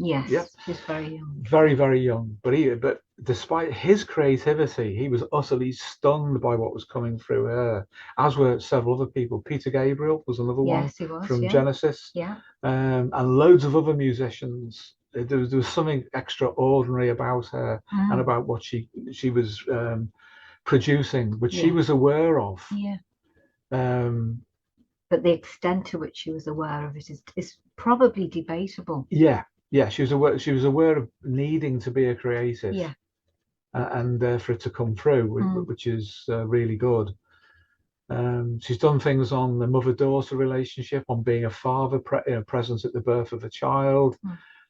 She's even done one which was fairly well known about being a boy, so there was a gender shift. In relationship to the cloud busting video, which was based on what's his name, Wilhelm Reich's son, so it'd be Peter Reich, I think. Wilhelm Reich, who was a psychoanalyst who went mad, and he was like Freud on steroids when it came to sexuality, but he believed he could build a machine that would make it rain. Anyway, he got taken away by the FBI eventually and died in prison. And the book that his son wrote was called The Field of Dreams, which she read, and she produced this extraordinary video about the experiences of the child, of that man, of that father, what he went through, what he believed in as he was going insane, and what happened when the FBI came for him.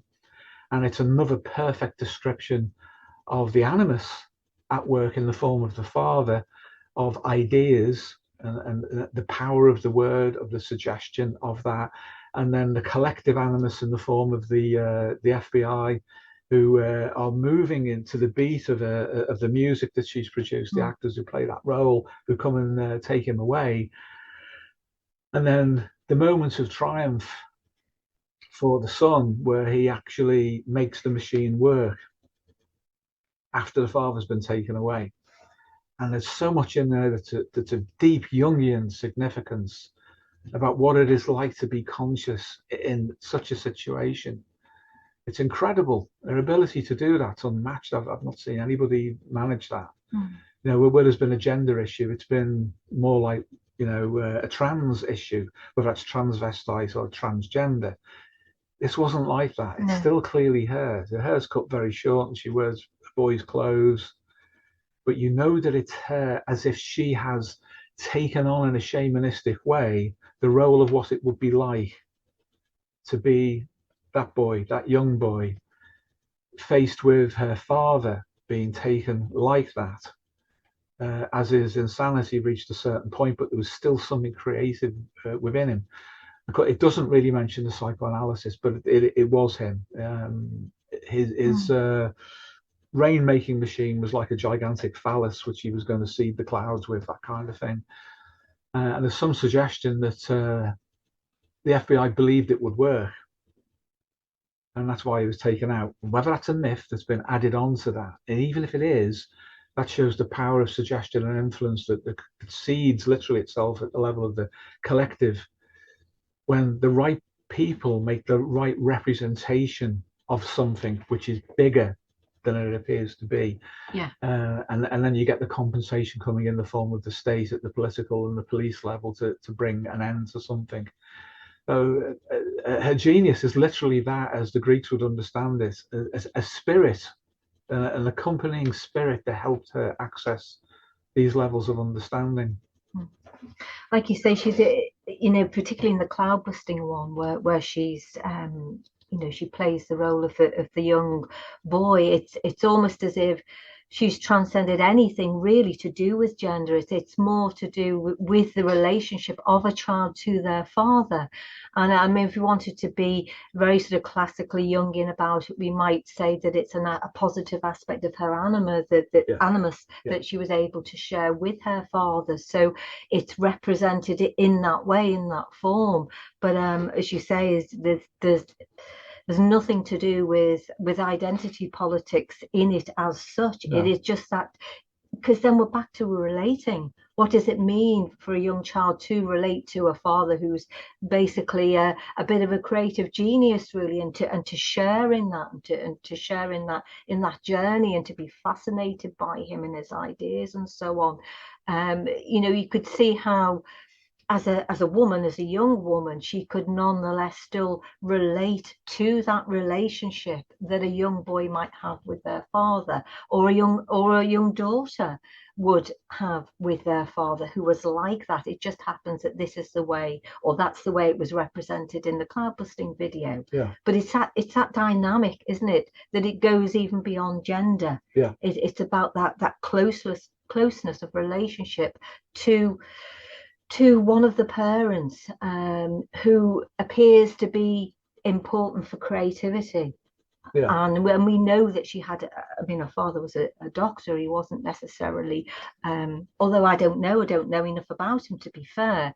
My understanding is it wasn't that kind of relationship, but again, it doesn't really matter, because it's simply to do with the quality. I would say the quality of the relationship between a child and a parent, you know, if we get beyond both genders, and what that can do, and how it can inspire creativity in the developing child, or even maybe want them to carry on that parent's work through their own life, you know, such as the influence and the inspiration, that it becomes part of the child's personal myth as well. So it's just like you say, her capacity as it was to be able to shape shift and to morph into these different characters, and to be able to model them, because she can relate to the concept so well. Yeah. I think I'm not saying other people can't do it, or other women can't do it, but it was it seemed unique to her. Yeah. Certainly at the time. Yeah. And that modeling requires us to have the vessel in place to receive it. Yeah. And in order to do that, we have to relate properly. And what we normally emphasize, just to keep people away where it's unnecessary, pardon me, for them to engage in it, from ideas like the Anima Animus, is that if they build the vessel, then it will enter in, and it's the job of the ego to build the vessel. That's usually enough for most people, without bringing on the Jungian idea of the anima or the animus or whatever. But at that point, what they represent through relating will instantiate once they make that attempt to build the vessel and to receive. The first thing the ego's got to not do is internally project itself over the so-called unconscious, because then all you'll get is a return signal, like looking in a mirror. It's a kind of narcissism, where the ego sees only itself on the inside and only itself on the outside. In both cases, that brings about projection and transference. You can actually internally transfer as well, and people don't realize that. Just like there is internal projection, you can move a representation from one state to another with respect to how we relate to them on the inside. So that's internal transference, internal projection. And because it's superposition, you find it externally as well in exactly the same way. But when we build a vessel, and the only way to build it is to be receptive, it's a passive form of building. Receive. Then it will start to configure. Again, the East has got the advantage on us here, particularly Tantric Buddhism as an example, because they have a culture for doing that. It may be unnecessary in its complexity, but the idea itself, the functionality of it, that is really accurate. That's how to do it. You need some initial ego strength to be able to receive. And I don't mean cognitive behavioral ego strength either. I mean a much more relaxed form of self-acceptance and a place to stand in order to be able to receive. It's like Archimedes said, give me a place to stand and I'll move the world. In other words, we need a leverage point. So we need some ground that we can stand upon, then we can receive, and then we can apply leverage once we've received. Try it too prematurely, of course, it doesn't work. So not a simplistic CBT approach, not an inflated mythopoetic one either, but a relaxed one that focuses purely on receiving into something that is open to receiving whilst maintaining its identity. That guards against inflation. Whereas some people are too open and receive things that they can't contain and they get inflated. That's another kind of issue. We can have inflation as well. Again, that's another development on from that. And particularly with men who think that or believe they are, without even using the concept of the anima, that they're relating properly, then the ego can be inflated by that. And then that can happen, what we can see on the card. But the evil might be delivered to other people before it impacts on us. That can come about through religious ideas, political ideologies, that kind of thing, where somebody is inflated by that from the inside and then starts to distribute it. So there's a great deal to learn from her material and to pressure test in our lives. So would anybody like to make comments or suggestion or offer a prompt for continuing the discussion? Daniela. Hi, Daniela. Hi, guys. Just to add to the cloud busting story, it's interesting because I read on her website how she went to an esoteric shop and found the Book of Dreams by Peter Reich. Yeah. But ultimately, it's so true what you're saying about her having the ego strength, which came probably from her family. And being able to see herself in that story and relate to it was interesting because I remember hearing her say something like, doctors and priests are who people go to cure the soul, but artists are in their own right as well. Yeah.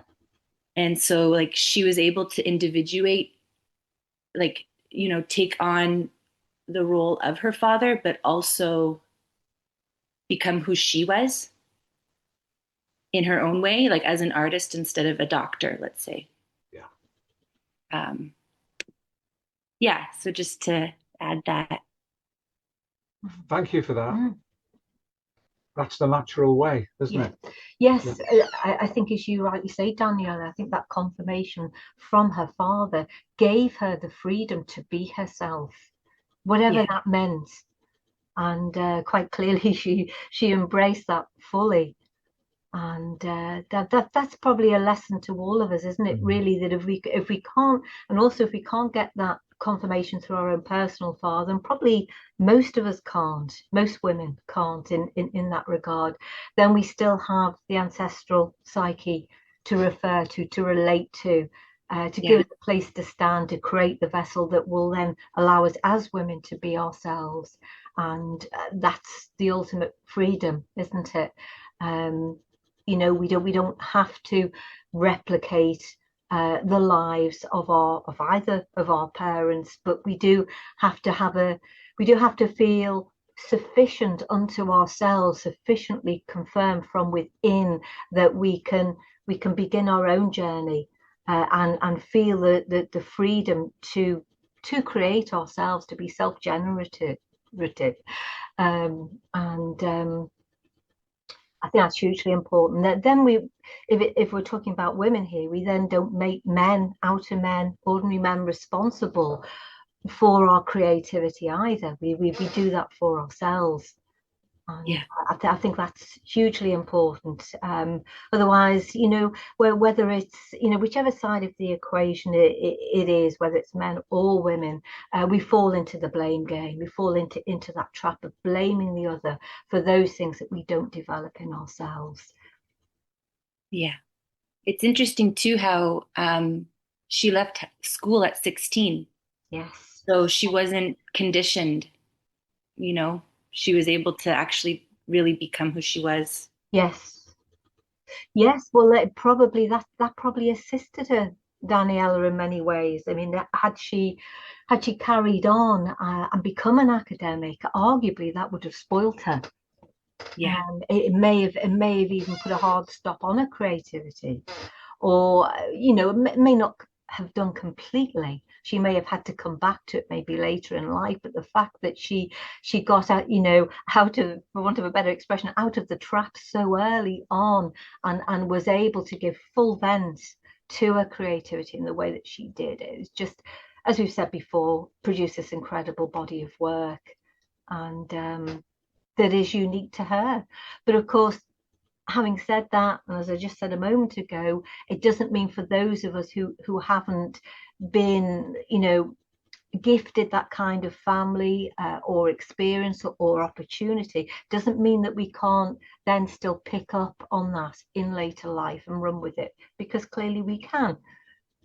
We just have to be motivated towards doing that, and not remained in a kind of a divided or a neurotic and injured state, so that we don't then allow our own genomic potential to come online in the way that it was intended. So all is not lost. If we can't all follow Kate's path, just in the same way that we also say we shouldn't follow Jung's path, because that was unique to him, but we all have to find our own. And and we have to be receptive then to what is trying to emerge from within. But that requires us usually to sort of turn down the noise of the ego, and to receive what it is that's trying to emerge, and then we'll know what the way forward is. That's what I love about what you guys teach us, because we can be creatives through our work with other people. Yes. Yeah, absolutely. Mm-hmm.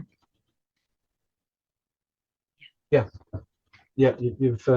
you've always had sentience of that, Daniela. That's something which is stood out in our knowledge of you and our interaction with you. You've always had that. Yes. That understanding.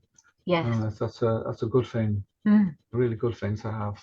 So you bring yourself to your teaching. It's not the other way around. Teaching isn't tacked on. You bring what you are to your teaching, and your teaching is informed by who you are, and then that's why you're so good at what you do.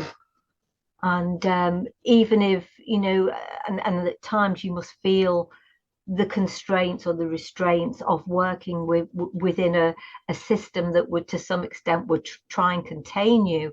There are some things that it can't contain. There are things in you that will be transmitted to your students, to your pupils, that will be largely unseen, actually.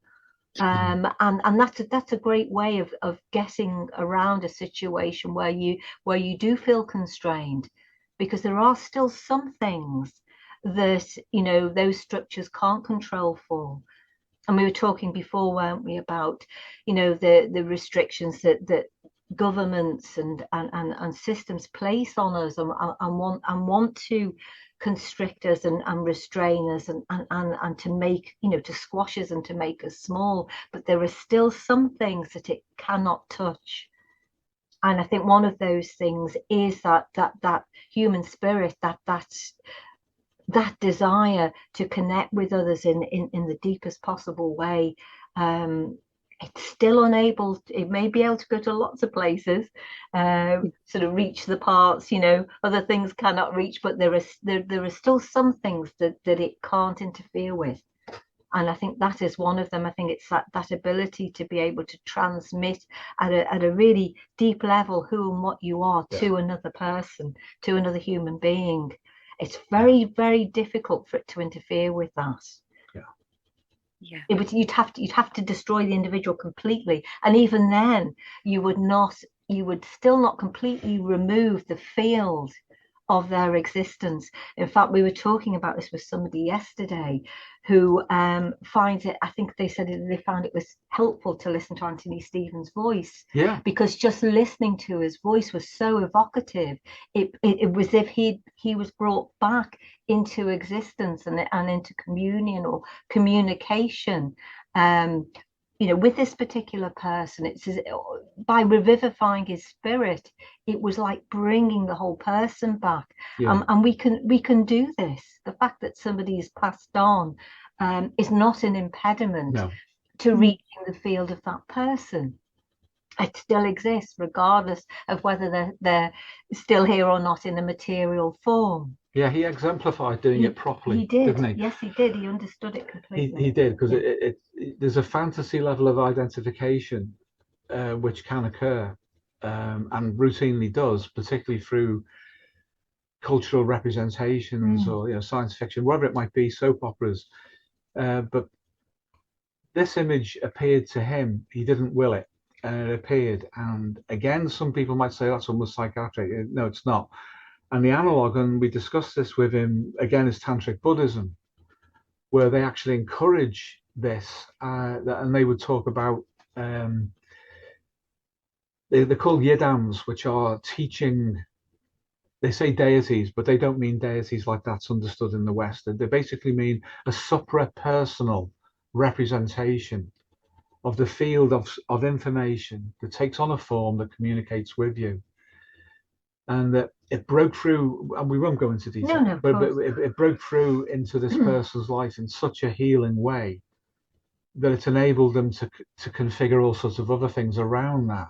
And he has the appropriate understanding and respect of that which is configured for him. In other words, as we were saying before, he's received it. And I say Tantrism is a kind of system, a cultural, non-Western cultural system that encourages that. But he got it naturally, which I think is even better. And he's received the field of Anthony Stevens, as that still exists in an informational form, through his work as an inner voice. And he found that very important. That's completely different than having a fantasy dialogue with Carl Jung, pretending you're taking him to the pub for a pint, which is something that Carl Jung would never do. He wouldn't be seen in a public house. Far too civilized and cultured for that. But that's the difference between a fantasy, as suggested or suggested to others, and something happening spontaneously from within that normally only religion can address.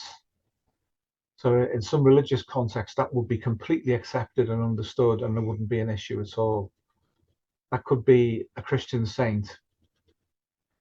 It could be something from within Hinduism, monotheism, polytheism, but the experience is the fundamental linking thing.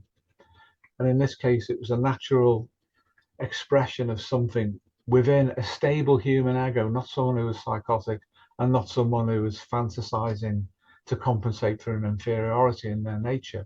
This was something that was real and was experienced as being real. So yeah, and creativity is like that, I think. And I so appreciate what you said about what Kate Bush apparently said on a website about creatives replacing doctors, because Jung himself said psychotherapy or the clergy. And psychotherapy, he meant a doctor, a medical doctor who was a psychotherapist as a healer.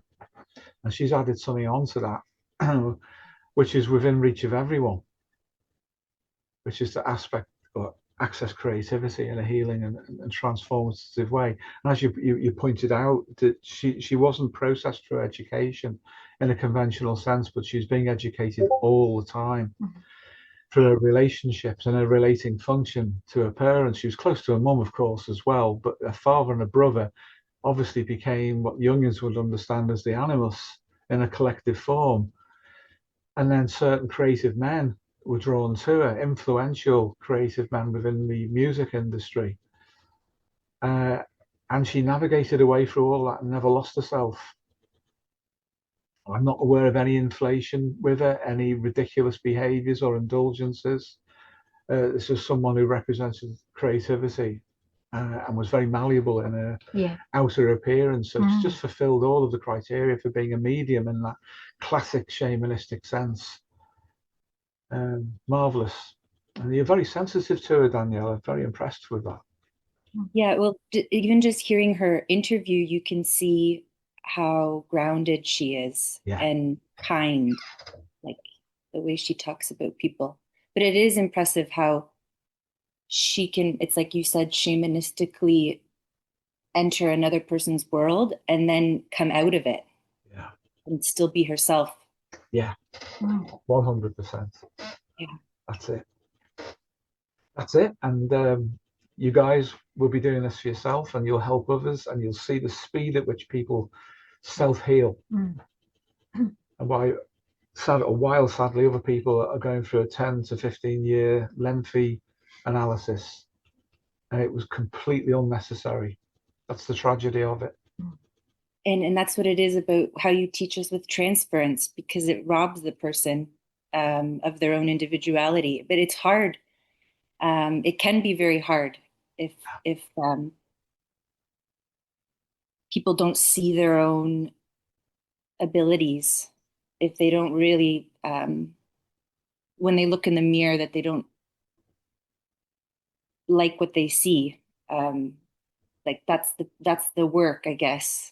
And that's what I think I really love about Kate Bush as well, is that like she's not necessarily the most beautiful girl in the world, but she is. It's in a way, in her own way. Yeah. Her energy. Yeah, she's got that ability to manifest the platonic in so many different ways through the mediumship of her, as you say, and it's incredible. It's absolutely incredible. And this platonic idea for a man to access all women through one woman, that's the ideal state, you know. So, you know, that the person of the beloved is the portal for all experience. That is possible. It can happen, and she's done that in a different way, because it's not about being beloved. It's about representation, of the human spirit and the human condition. She does that like nobody else. Incredibly, as a creative, and we've always pushed creativity as a means for healing and individuating, and I've no doubt she's been part of that formula for us in our own life way back now, but it's definitely been there. I really think this is what's missing in schools, and I don't know what I can do except within my own classroom, really, but I really think it's like, I guess most teachers are afraid of their own creativity. Like it has to start with that. Yeah.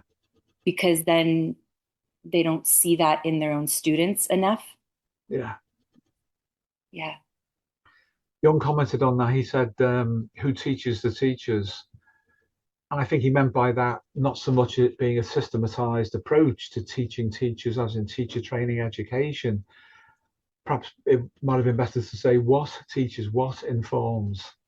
Yeah. And that must go through the vessel, the individual vessel of the teacher. And that's what Paul was saying about yourself, and what we've both seen in you is that capacity to consolidate yourself as a medium for others to interact with insofar as they can.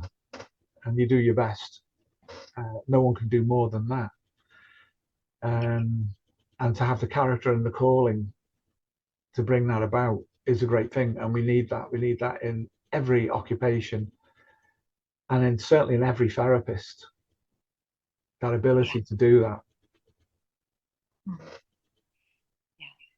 Yeah, I mean, I know if you don't mind me saying here, Daniela, that you've had for some time now had the dream of having your own school. And why not? I mean, that may be another reason why you feel connected, say, to somebody like Anthony Stevens as well, because there are elements of his life that involve him rejecting, collective attitudes about things. For example, he was a psychiatrist, but he wasn't a psychiatrist for very long. And then, there was the setting up of Withymead. So, why not? It might seem an impossible dream, but incrementally over time, who knows? You may well, the field of your nature may well bring that about. And goodness knows, the way that education largely is set up in the West right now, then there needs to be some kind of overturning of the current model. Yeah. And I think it would take somebody like yourself, because you sufficiently understand the field of what's going on, which of course includes things like the political climate that we find ourselves in. It needs somebody like you to step outside of that and build something that other people can then step into. I certainly think you have the capacity to do that. If it means that you have to kind of tuck Anthony Stevens under your arm and take him with you on your journey, metaphorically speaking, because I've done that before in occupational therapy when I was working in psychiatry. I took his inspiration with me into that environment, and his books, literally his books, as well. And they provided a lot of comfort and a lot of inspiration about what work needed to be done. And it's those quiet moments, those quiet conversations that you have with people where there is a deep understanding of one another, exchange, that make the difference. Everything else is just surface dressing. That's where the magic happens. And I know you do this with your students anyway, so this would just be an extension of that. Thank you, Pauline. I would love that. I think it would be a lot of work, of course, and I really take Anthony's words that he said for his 90th birthday to heart. Yes. How he said how you and your students are holding his work in capable hands. And it's it actually brings me to tears, it is moving. And that we could reach him before he passed. Yes. Well, he's this is the whole point, isn't it? He's still influencing us now. It's in a non-material form. He's still influencing us, and if we can derive strength from that, the strength that would then allows us to fulfill the dream in a real sense, to realize it, then why not? And when you say it will be a lot of work, well, sometimes swimming against the tide utilizes so much energy that it can't be. If you were to liberate that into some other form that could benefit people, young people, the students that you interact with, then why not? Why not unleash it? That's it. Let it run. So true. It's like you guys were talking about earlier, because then we don't remain neurotic, like we're swimming against a tide. We're doing something creative instead. That's right. And even just the relief, that shift in perspective that then allows you to free up all the energy that's tied up in being neurotic. The sense of relief that comes with that is generative. It will be transformative for you and others. And you can do it. We believe in you. We support you 100%. Thank you. There's so many people here too that are inspirational for me as well. Yes. All the guys here are fabulous in their own unique way. Everyone here contributes in a slightly different way. but they're all great people. You're absolutely right.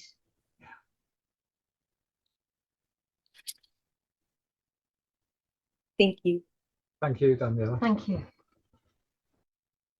Right, so we're in the last 20 minutes on the clock anyway, so would anybody like to raise anything about today's topic?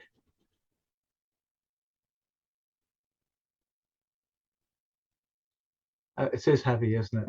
It is heavy going, but the core of it's quite simple. Melania, almost smiling. That's dangerous too. It's not only moving, but almost smiling. Yeah. Oh, so now even smiling counts as. Oh yes, indeed. No, yeah, no problem. I'll gladly comment on it. I mean, it was a good seminar. There was a lot about Kate Bush, but as you say, it boils down to the basics of good relating to ourselves. And at one point, because this is oriented more towards men, here it's about taking a responsibility and accountability for growing up, basically, and cutting with transferences that can pop up otherwise. So yeah, in that regard, as you say, the formula is simple, but when you go into detail, there is a lot of nuance that will help a lot of us here when working with people. Yes. Yeah, for personal development, it will save a lot of time. And I know when people are young, like you guys are, it's like, oh, yeah. No, you save as much time as you can. You don't need to be hurried. Just do the right things. Yeah. It's good to start with an advantage, isn't it? Yes. Really. And we were saying this to this person yesterday, that because he asked us how we felt at our time of life and the path that we've come. And of course, so much of that path has been about trying to correct for the past and have an understanding of how best to do that. So if like I say, if you can get, out of the starting blocks earlier, yeah, by knowing more when you're young, that's a huge advantage. Yeah.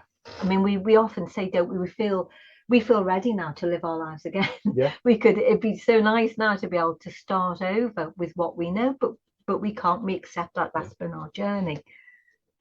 So for you guys, in that regard, you have a head start on us. A huge one, really, huge advantage. Because you're already switched on, you're already understanding, you're already doing what's necessary. And just thank you for everything you're offering around here on Discord, on YouTube, the materials you're providing, and of course guidance and seminars. I mean, you're doing so much. I mean, we can see in which times you're responding to messages at times, Steve, and everything. So it does take a large chunk of your life. Thank you. Definitely. Thank you. Kind of That's good of you to say. It is. Yeah. Thank you so much. Thank you. Yeah. Yeah.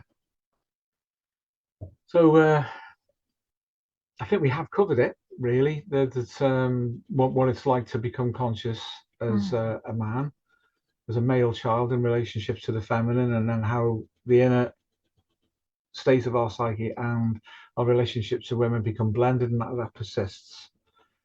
That's important. But there's the female side of that equation too, and perhaps for another time it would be better. I'm pretty sure it would be. Yeah. Because of the detail that will need to go into that. But the relationship of a female child to her mother being the same biological sex, and how the genome interprets that, and the relationship to the father is different again. Can I just get a couple more cards up just as we're near the end, if you guys don't mind? Let's see if I can find them. I have stopped sharing yours, haven't I? So let's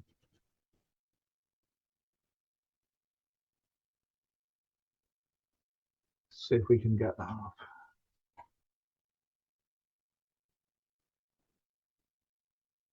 I don't know if you can see that, guys.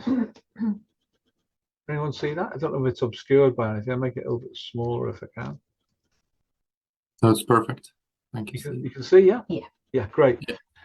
So this is actually for a book we're working on. So from mother to child, from womb to consciousness. So it's both biological genders, which is why both are in there. And the receding darkness behind the mother, and then her contemplation of her children when they turn away to face the mouth of the cave, metaphorically, they're not turning away from her, but it is a transition that they will understand unconsciously in a conventional sense. The mother understands instinctively, and the way that the graphic has reproduced that, then that's obviously a woman in more modern dress than we might like to consider to be accurate historically.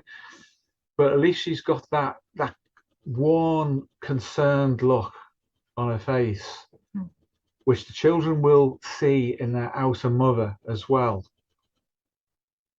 Certainly on the inside, before they turn to face the mouth of the cave and the father, and how the father is different. But this is really a reminder that it's not just the boy who has to deal with that identification and separation and projection, etc. Further in life. It's also female children. It's both sides of that equation. So that's that one, and I'll just find another one.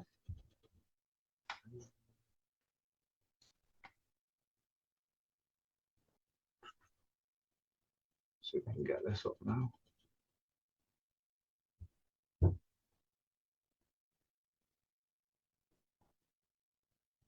But if you guys can see that. Anyone see this? Yeah. So basically, as it was before, this time from father to child, the birthright of the world. So right from those times then, that would have been the responsibility of the father. I mean, outside there's a woolly mammoth, woolly rhinoceros, and a pride of cave lions, and some vultures up in the sky. Not a very nice place. But in order for the human species to survive and to thrive, there has to be that transition. And it would have been the responsibility of the father to stand at the cave mouth and to bring the children to that in a safe, adaptive way. Now, if their inner world is properly sorted, then they can receive the outer world much better. But even in a Paleolithic context, the idea of being a young boy or a young girl about to enter the outer world when the inner world is still threatening and is not supporting to them, that will bring about a reduction in capacity to adapt, to survive, to thrive, and to relate themselves. But it's a different kind of relating. So I'm not suggesting that it is the same now, because outer circumstances are different, but there's enough of a correlation at a deep structure level. And that movement of shifting from a consolidated inner relationship and a nurturing outer relationship to confronting the world in a more raw form, whilst bringing forward that which we need on the inside, is important. So for the boy then, in the context of today, he will generate his relationships to the humans he meets in that environment and relates to throughout his lifespan according to how he's navigated that earlier experience with his mother. But not to blame the mother. It's just the way we are configured. We're born with that need to do that. And of course, if the father messes it up, then even if the mother's done a good job, then that boy's going to have to find another way of circumventing that. And that will have to be through relating, and it could be to other men, mentors, psychopomps, guides, shamans, in that context. And the little girl is she's just stepped back a little bit Just step back from a the little bit. boys, and so she's closer to the maternal cave. Still, yeah. Probably. Well, it's Yes. obviously it's been done in such a way to represent the connection to the maternal cave, because of course, not only do women give life, but they embody life. Yeah. As well. I mean, if that was representative of our modern world, then you'd probably see the little girl will be ahead of the little boy, and you probably have the father's spear as well in her hand. I mean, that It's just the way Yeah. it is, isn't it? It's the way it is where circumstances allow it. Exactly. And Yes. where they didn't, you had those more, what feminists might think of as being traditional patriarchal roles. But it was all about Darwin, and there was no real choice. Yeah. Yeah. The choice that some feminists are taking only work now because the environment will support it. Yeah. Well, they have to be gifted power. That's something that they would never want to hear. No. But when women have that degree of power, it's usually gifted to them by men. It's gifted or it's taken away, or it's accepted or it's taken away, and that's the problem now. That in the collective neutering, they can't take it for themselves. That's my point. They can take it off their own men. The collective neutering that's gone on in Western culture has not stopped the compensation that is emerging from other cultures. True. And that Darwinian pressure test, I hope it doesn't happen, but if that comes home to roost, then there will be a rewind of the biological and cultural clock back to those times in the worst way. The very worst of those times, and all the things that feminists have accused men of will start to emerge at a very high level of resolution. So that's Darwinian, unfortunately. Yeah. So in that Darwinian sense, women can be gifted power by men, but they can also have it taken from them by in the same way. You know, if we're talking purely in that biological Darwinian sense, that's the way it will work. That's the way it will unfold. It will, which is, as you rightly say, is not very nice. No, and it can be avoided as well. If they neuter their own men, their own biological population, then it's grey squirrels and red squirrels. For those of you who know about that, what happened in the UK, we had lots of red squirrels, and then the grey squirrels were imported, and suddenly there's almost no red squirrels left. A more vigorous population will take over. That's it, the end of. And a vigorous population who are already of an orientation towards reducing the freedom of women and treating them as objects, then at one level, those feminists are inviting that self-correction. They are part of the problem. That's something they'll never discuss. Now, I'm not saying that traditional roles in a Paleolithic way should be the ones that we hold up to, but we have to come to an understanding of their continual presence. Because they're so highly conserved. They are highly conserved. Highly conserved. Even in the selective pressure of neutering their own men, which is called shit testing, of course, that would have operated then, and therefore only those men who resisted it would have been able to reproduce. So the challenge for the West, again, comes through the feminine. They kickstart the world, they kickstart life biologically and psychologically for both men and women, for boys and for girls. But their selective pressure on men extends far longer. Its presence in the form of reproductive opportunities and selection there. And despite what they say, they bring about a correction against themselves at the level of the Paleolithic and of those highly conserved instincts. There is a middle ground, a more civilized, equal middle ground, but it does not have to involve neutering of men and of turning them into enemies. So you're saying then, Steve, that they decide which men survive genetically as well? They do. Yeah. They always have. Yeah. In one form or another, they always have. There's a lot of genetic studies which show that about certain Y chromosomal lineages that became extinct and so forth. The information's out there on YouTube. You can see the research papers and then the videos that have been put together to explain that on the basis of that information. That has always been the case. A humanistic perspective is true equality. Woke isn't equal, and neither is the rabid side of the Paleolithic. That is not about equality either. At least in terms of making everybody homogenous and the same, equal in an adaptive sense to an extremely stressful environment, and it is that is conserved. And when children come into the world, and because we're focusing on boys, and what we can say is that they experience that selective pressure immediately, because the relationship to the woman determines how their unconscious then develops in relationship to their personality, to their ego.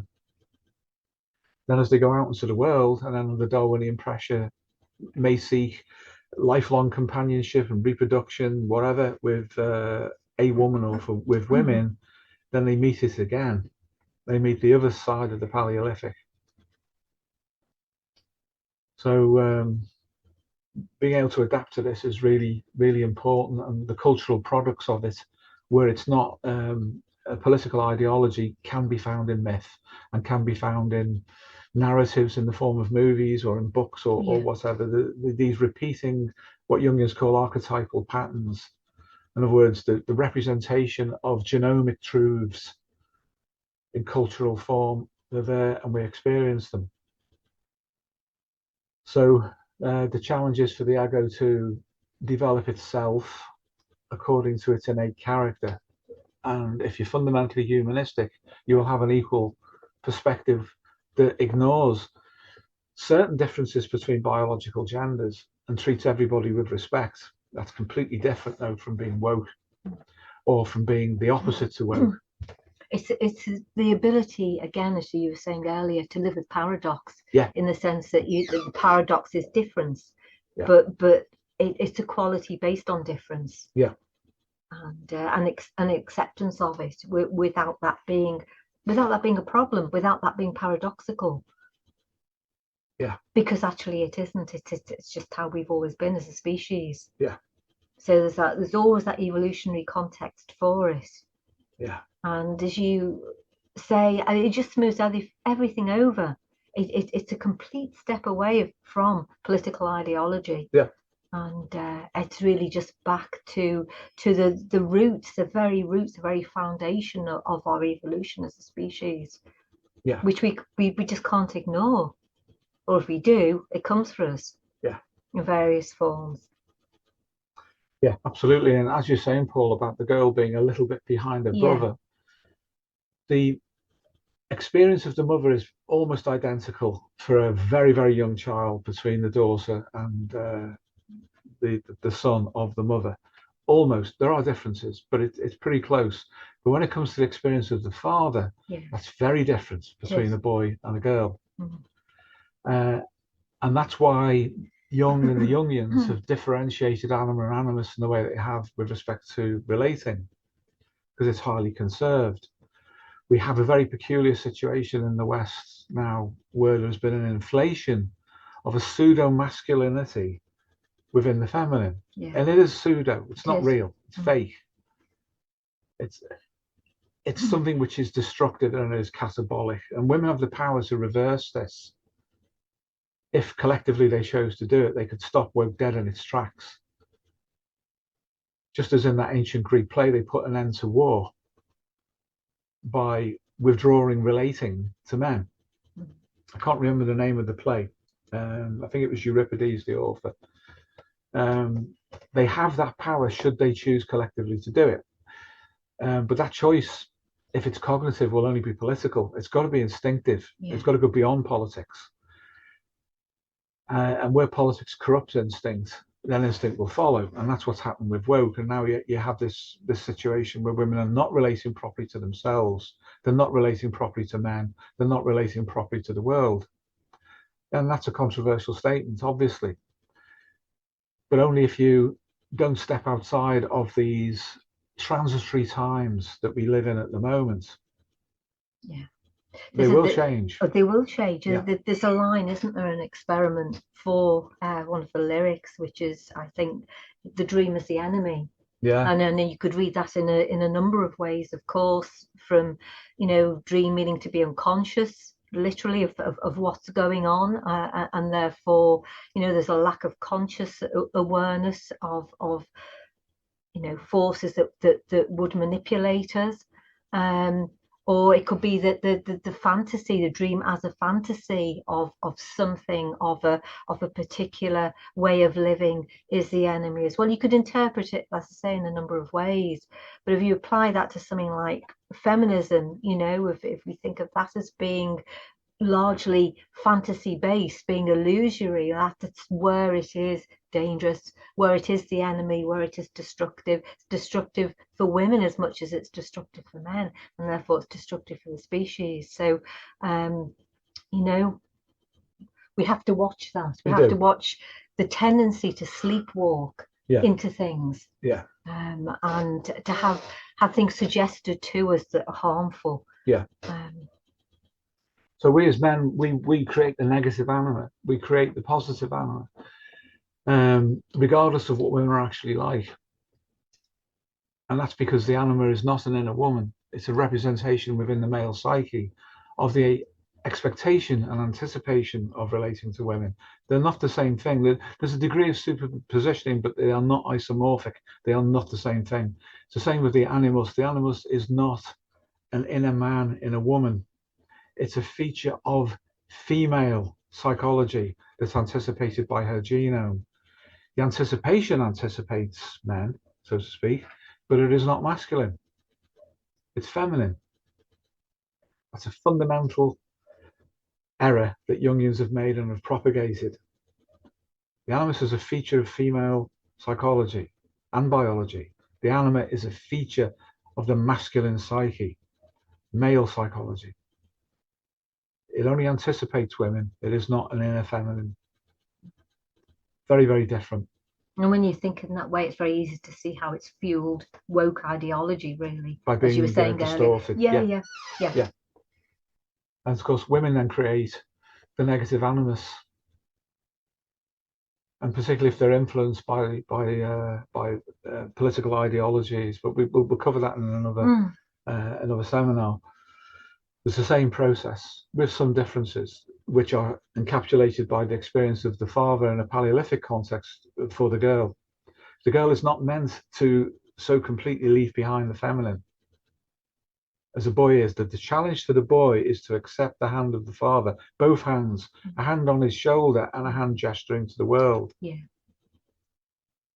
You can't mistake what that means. No. Can you? As a visual representation, it is a No. kind of it's gentle but firm. It With is. almost a bit of a push to it that's suggestive of, you know, that's what men do. They step out into the world ahead of the women.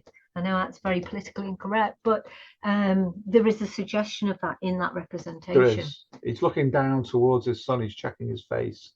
And if I was honest, I would have to say to myself, if I modeled being that little girl, I'd have to say, thank God for that, because I would rather that was not me. Yeah, you go out and fight the cave lions. Yeah. Or the woolly mammoths. Go and hunt them. Yeah. You know? If women do that, they're too valuable to lose. Yeah, this is it.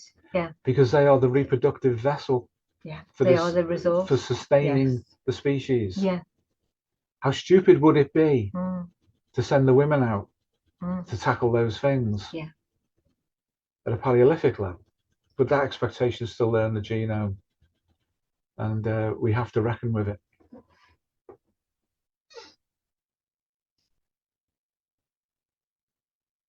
Okay, guys, thank you for your time and engagement with this process today. It's really appreciated. Yeah. Thank you all.